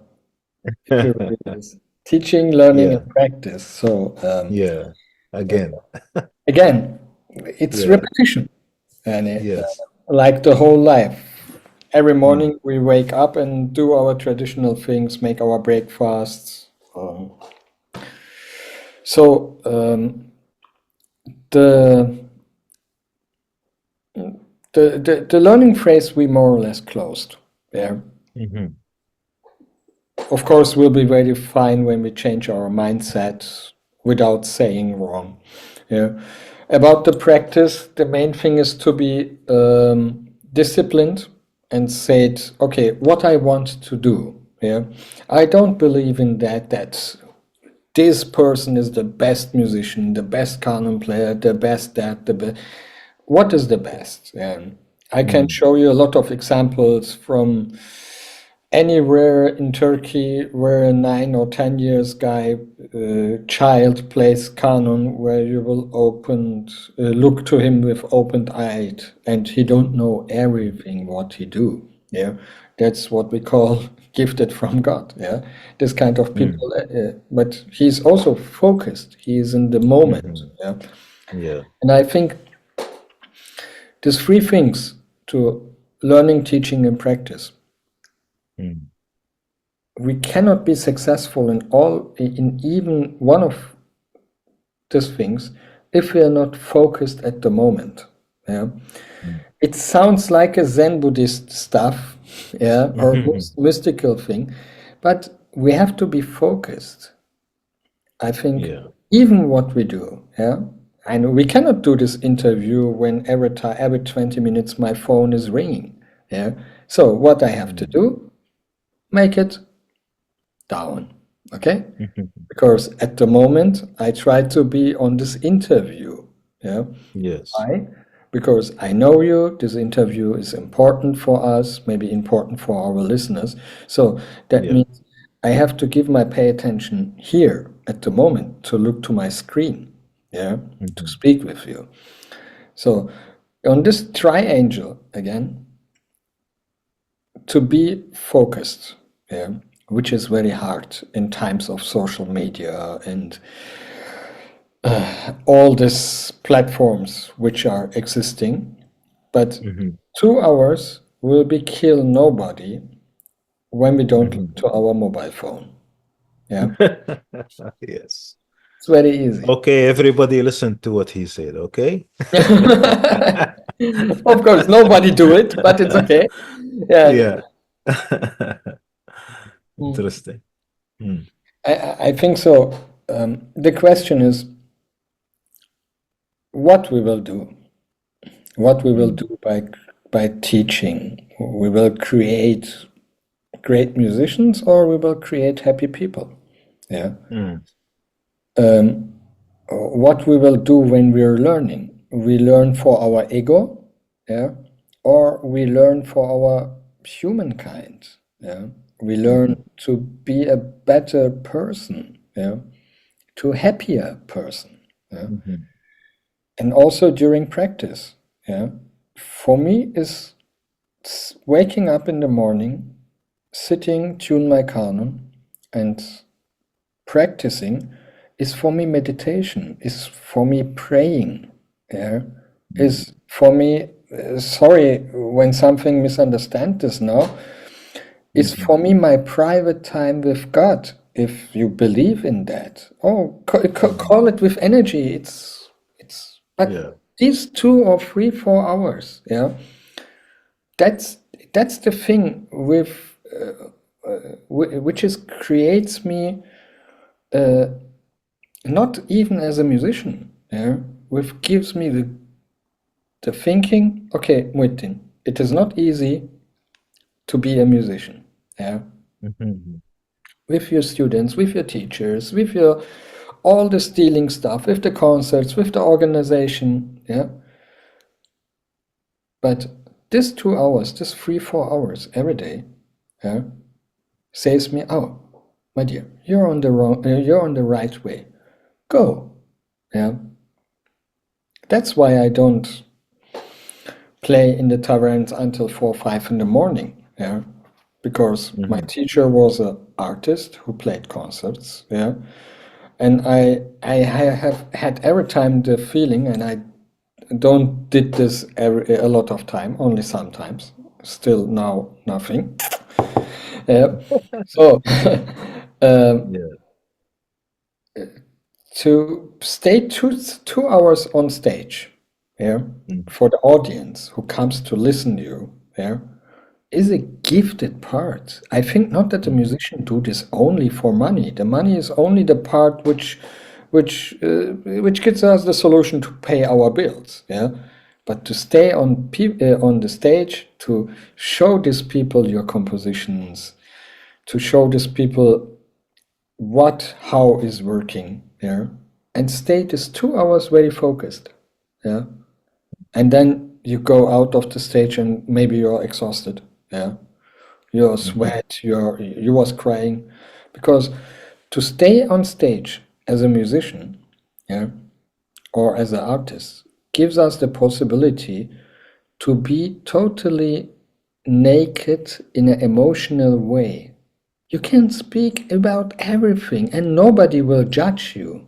Yeah. Mhm. About your love, about your life, about that what you lose, about that what you win. Yeah. You can speak about everything in a musical way, yeah, and that's, I think, Mhm. one of the magical parts to be a musician. But of Yeah. course, to stay on stage in the first time, what we have to do is very easy: rehearse, practice, learn, yeah, and if it's possible, to teach, because during the teaching we learn a lot of things, yeah. Yeah. Lifelong learning is something what a musician never have to forget. Yeah. Yes. The very old masters, I heard it a lot of from this very wise, very nice guys. But one sentence made me every time sad. After our generation, the music will die. Music cannot die. It's impossible. If music dies, the humankind will die. Yeah. More than 90% of the humankind listen music. Maybe 99%. I don't know really. I have to make a research. Let's ask ChatGTP. Very easy. Yeah. A Yeah. life without music, a life without art is nothing which makes us different than a robot. Yeah. Mhm. Then we are only some machines. Go, work, eat, sleep, wake up, go, work, eat, sleep. No. We have to make sports, we have to swim, we have to go in vacation if it's possible, to go uh, to the mountains and have a 2 hours of walk. That's something Mhm. which makes us Meet nature. Yeah. totally different. Yeah? Yeah. But, Interesting. but music in general is magical, and music heals a lot of things. Mm. If you're on depression, music can heal a lot of people there. There is a subject Yeah. which is called musical therapy, and not since 1900, it's since 1600. Something else. The old ustads, the old masters discovered this in a long time. But not to try to put it in a way, yeah, if you have a headache, you have to listen Rast. No, not like this. Sometimes only to listen the soft music or hard music can heal you. Yeah, a lot of people cried when they listen music. Yeah, Yes. crying is a different form to décharge, Mm. to empty your emotions. Yeah, also your bad emotions, and then they go out of the concert and they are happy. They are flying 2 meters over the stairs. Very easy. Interesting. Interesting. Would you like to? This is really beautiful. Thank you very much. And I'd like to highlight a little bit about technical aspect of memorization. Of when you say to yourself as a musician, this piece is now good enough to be shown to others. About Taksim's today, maybe few things to highlight, just to give a good picture of it from your perspective. Look, I think so. I was one of the musicians who tried to catch that what we call perfect. Yeah. Mm. Since several years, I understood that the perfectionism Yeah. sometimes or often kill that what is good, and sometimes good is perfect. Yeah. Yes. About the Taksim, I have several ideas between on what kind of Taksim we have to do. Yeah. If you make a Taksim from one makam to next makam, if you have to make a Taksim during the fasil, it have to be totally different. Or if you have to make a Taksim only as a regular Taksim to that the Standalone. listeners can have rest, it is Mm. totally okay. Or only as an introduction Taksim or end Taksim. Yeah. I think to make a Taksim is a very private thing. It is a ad hoc composition. Yeah, it is something what we compose at this moment. Yeah, sometimes we listened something from different persons, we adapt this. Sometimes we create in this moment a totally new phrase which we never played before. Then, yeah.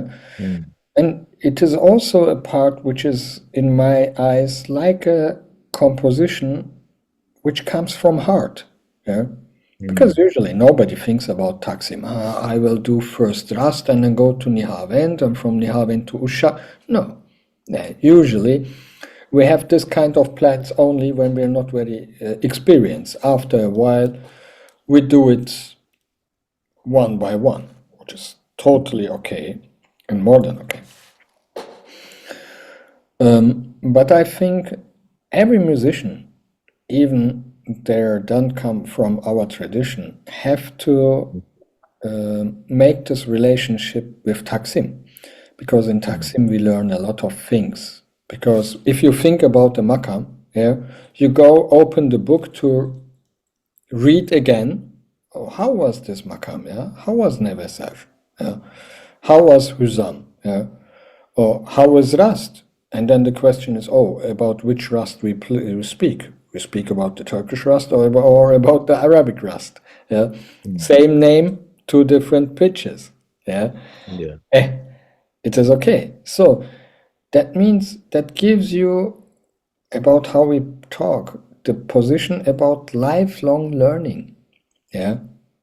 After a while, you know it, and you do it with the other makam. Yeah. Mm.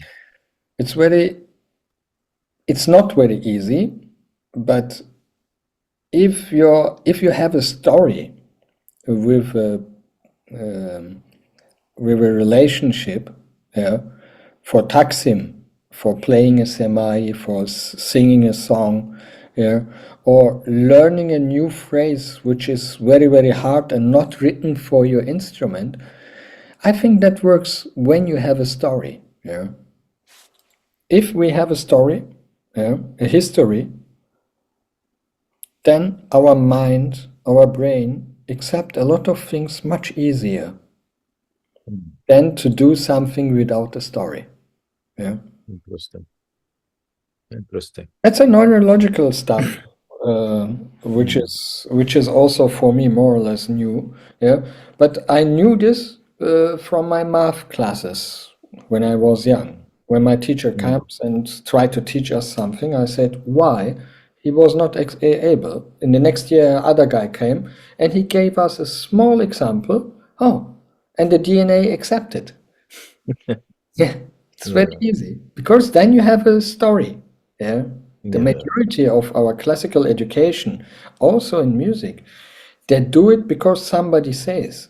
But if you say the reason or the historical context and try to catch the students or yourself from any connection point, then the learning process we don't see as a learning process. We'll see the learning process as a part of our growing. Interesting. Interesting. Ustad, I know you are working on a book, and that should be an interesting book. You just have highlighted it a bit. So when are we expecting this book? What does it cover? How can it be used? Yeah. Look, this book, when it's released, hopefully next year, when we use this book, in general, it's very easy because first we will have a lot of also recorded examples, which will be free. You don't have to buy the book to listen this, but you have to buy the book to understand this easier. Yeah, and which is based on Makam in the books in the box. And the main thing is it will be very elementary. Yeah, because we work on the Chechny, we work on the characters one by one, and step by step, when we learn these 10 characters, we will see the connection points between. Yeah, that's why it will be not 20, 30, 50 makams. No, I think so. At the moment, I'm by 16 makams, and the complicated makam is Hijaskar, and to the other makams I will not go because, as I said, the basics are that what we need to learn the advanced parts. Yeah. And this book will be also written in this idea. And there will be for every makam minimum 1 or 2 examples, also with the chords, where it's possible. Yeah. It's not only the Chechnis, it's the behavior, it's example, and there will also graphically how, of course, I'm kanun player, so that means to show it the pitches in mandals, and also in the scent we can see it, how much scent different have each to each other. Of course, I will use not Bach, I will use Pythagoras, and not the well-temperatured system, so it is something which will create conflicts, but it's still okay. And for the Ushak pitches, we have like Sabah or Sabah and Hüsam pitches, or Hüseyni pitches. We will use extra signs, which is still not existing official in the classical Turkish music, but I did this during the Corona time because I didn't accept that since 100 years nobody touched this part, and I touch it. It's okay. And I'm sure somebody found it before me, but it's okay. But we need a sign for the Ushak pitch, for the Hüsam pitch. We need a sign. Very, very easy. Yeah. Even it is 1 comma higher or less, that's the musical stuff that you cannot, oh, maybe you can, but at the moment you cannot show at the scores. But in general will be general will be work. I hope so. Excellent. We'll see. Excellent. Yeah, and which language will it be in? Like multiple languages? Like one copy will have like the lines explaining the things in several languages, or maybe different book translations? The tutorials in YouTube will be seriously in English. I will not do it in German or Turkish, because the majority of the humankind speaks English, so it makes no sense to do it in the original language. The book in the first step, I write it now in German, but parallel to them, if it's finished, I will create also an English version of them. On the Turkish version, I'm not sure. Maybe when I find a publisher in Turkey, of course, then I will do, because I think it's an interesting idea to use it, Makam in the Box. So still will work. But of course, German and English will be happened. Yeah? And the tutorials, maybe I have not a very helpful thinking about musical education, but I believe that education have something what we have to pay a lot. Yeah. Because that's informations, and you can go to the library, open a book, and you pay a very, very less amount. So that's why these tutorials for this video and for this book, and how we describe which makam in which way, will be also open sources in YouTube. Yeah, interesting. But with the book is much easier to understandable. Yeah. Interesting.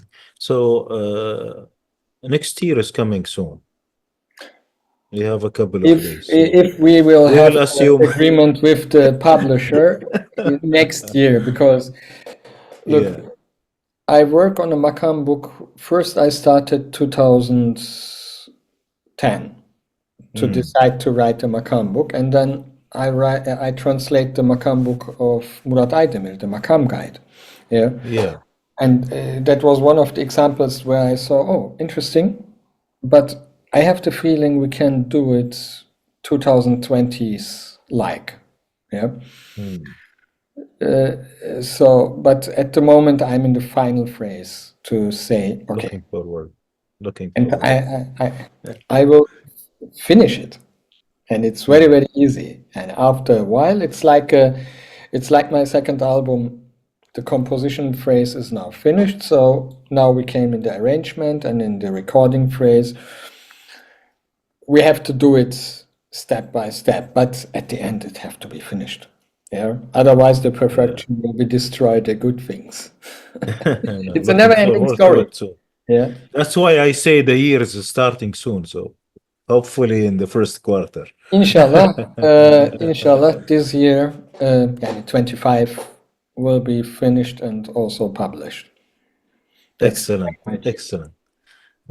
Ustad, what other things are you doing, like research, projects, activities, to share with us? At the moment is my first album, it called Emotions, which I recorded in Crete, Istanbul and Germany. And a lot of things changed in this 12 years. So I composed much more with lyrics, and I had a lot of decisions what I had to do in my life. And I grow up also with my son. In the emotional way, I'm not in this point where I was years ago, so that we can listen also in my compositions. And now I've finished the composition part of my album, maybe 1 or 2 instrumental pieces, yeah, and I will release the next 10, 12 songs, yeah.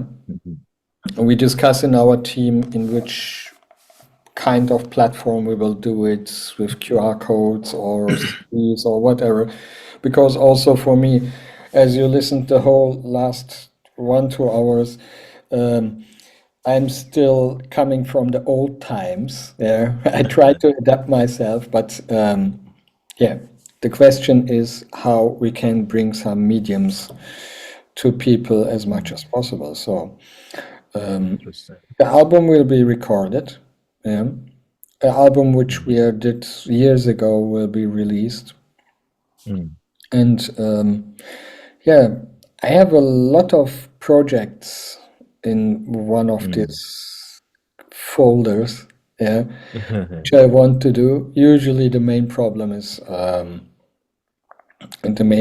every time the financial. Yeah, Yeah.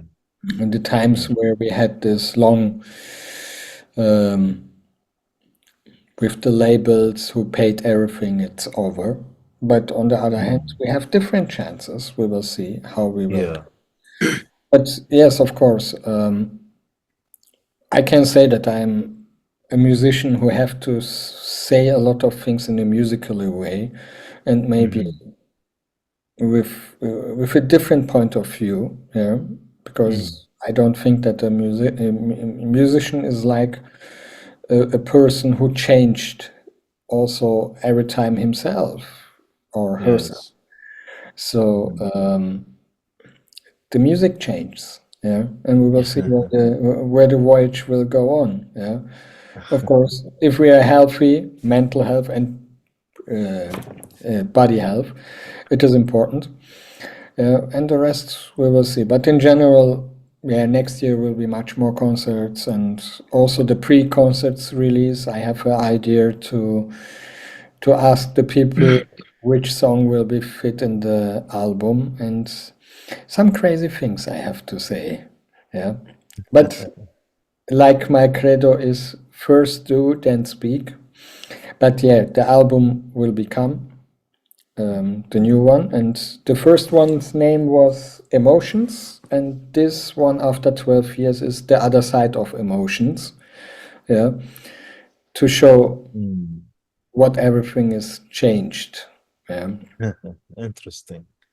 And Ustad, how can you be approached? Like, do you have a channel, a way to be communicated for either collaborations, projects, teaching, whatever? Yeah, I prepare now again my website because I changed the provider. So on muhittinkemal.com is usually everywhere my contacts. On the other hand, Muhittin Kemal, we can Google, they will be come very fast. What I use still very active is my YouTube site because when somebody write there, I get it quickly as an email. Yeah. Liked by everybody, and I have to say my old Facebook account is hacked since 3 years, and here's the message to Meta or Facebook and Instagram: guys, you don't understand, you don't answer my to me, so please don't use the Facebook or the Muhittin Kemal. Only Muhittin.Kemal is now active until we'll be hacked again. I don't know. I don't know why people do this with an account with even not 2,000 people, but Yeah. everybody needs a hobby. Yes. But the best way is to Google me or to come directly to my YouTube channel, and you can send there an email, a message, which works very, very well, and then I get it immediately. So usually it works, and yeah, collaborations are every time possible. If we have time, yeah. Yes. The time management usually is that what is limited everything, but Yeah. where is a will, there will be also a solution. There is nothing, but of course, I have several students all over the world. I have a student in South Korea, a student in Japan, a student in Argentina, in Brazil, and at Newest in Lisbon, in Portugal. not Yeah. everything during COVID was bad. We had a boost for this online teaching, yeah. Mm, And at least if they want, they can come every time to my workshops in Labyrinth, in Crete, mm. to come and enjoy this heaven. Yeah, a small village where Yes. you can only eat, sleep, make music, and have and meet nice people. Yeah, Yeah. and in times of internet, everything is possible. There's nothing Interesting. interesting. Interesting. But yes, the hacked social networks was really a pain because Mm, a friend last month wrote me, he found my number and he said to me, I wrote you so oftentimes over Facebook. I said, look to the pictures. These accounts are hacked and nobody is reacting any. Nobody is mm, caring about from Meta or from Facebook, which makes me extremely angry. I sent it mm, a lot of emails and spoke with them also, but nobody give mm. give anything, and that's why for me sometimes this no social stuff makes no sense. But of course, at least I'm sure I will landing also on TikTok one more time to create content without doing music. But we have Yes, to go by with the time. It's exactly. but on Instagram Muhittin.Kemal and of course on YouTube. The constant I Yeah, have to say will be YouTube at the moment. And it's a sure. huge archive, and I send also to my students when they want to make a research. Makes sense. I have to say Mhm. I'm a fan of YouTube. Yeah, it made us a great service already. Yeah. Uh, Ustad, let's pick a last thing. I don't know what will you pick for us, and you explain why. Look, there's a piece in my album, in my first album, it calls My Wild Heart. Mm, That's what I recorded with Yurdal together. And that's the only one composition what I ever did for myself. Yeah. mm, When I was on stage, when I was 5, 6 years old, um, there was a song, Arabesk song. It's Gülüm Benim, Gülüm Benim. Yeah. And after a while, I discovered a very, very small theme of then, maybe 5 or 6 seconds. Yeah. And around mm, this, I made a crazy part. It's a fast piece. Yeah. And so I think so. My Wild Heart will be an interesting ending of this very nice interview, where I have to say, very thank you for invite me. It was a very nice time, very nice speech with you. Also, the pre-interview was very, very funny. Yeah. mm, That's what I say. Good things will be happened when the right people came together on the right time. Yeah, usually it's mm. right people came together on the wrong time. So yeah, Yeah. a wild heart there. And if they have time, they can listen also to this piece Emotions, which is quite a long piece from 7, 8 minutes. That was the first piece what I recorded with Kelly and Ross together in Crete. It was the beginning of my first solo album, 2011 Mm, or 10. Summer 2010 mm. I recorded. So Yeah. when I was very unexperienced to record recording for my own solo album, and yeah, Ustad, thank you very much, really. This was a great interview. I'm sure our friends are happy about listening to it and they will continue to listen to it again. We have really gained a wealth of experience and encounters here. And this will be the first interview, and for sure we'll meet again. Eyvallah. Every time our doors and hearts are open for music lovers every time. And Yeah. yeah, try to stay tuned in this untuned world. I think that can be a good end from a kanun player who has to tune every time. Sure, will do. Thank you very much. Eyvallah. Yeah, Thank you. thanks.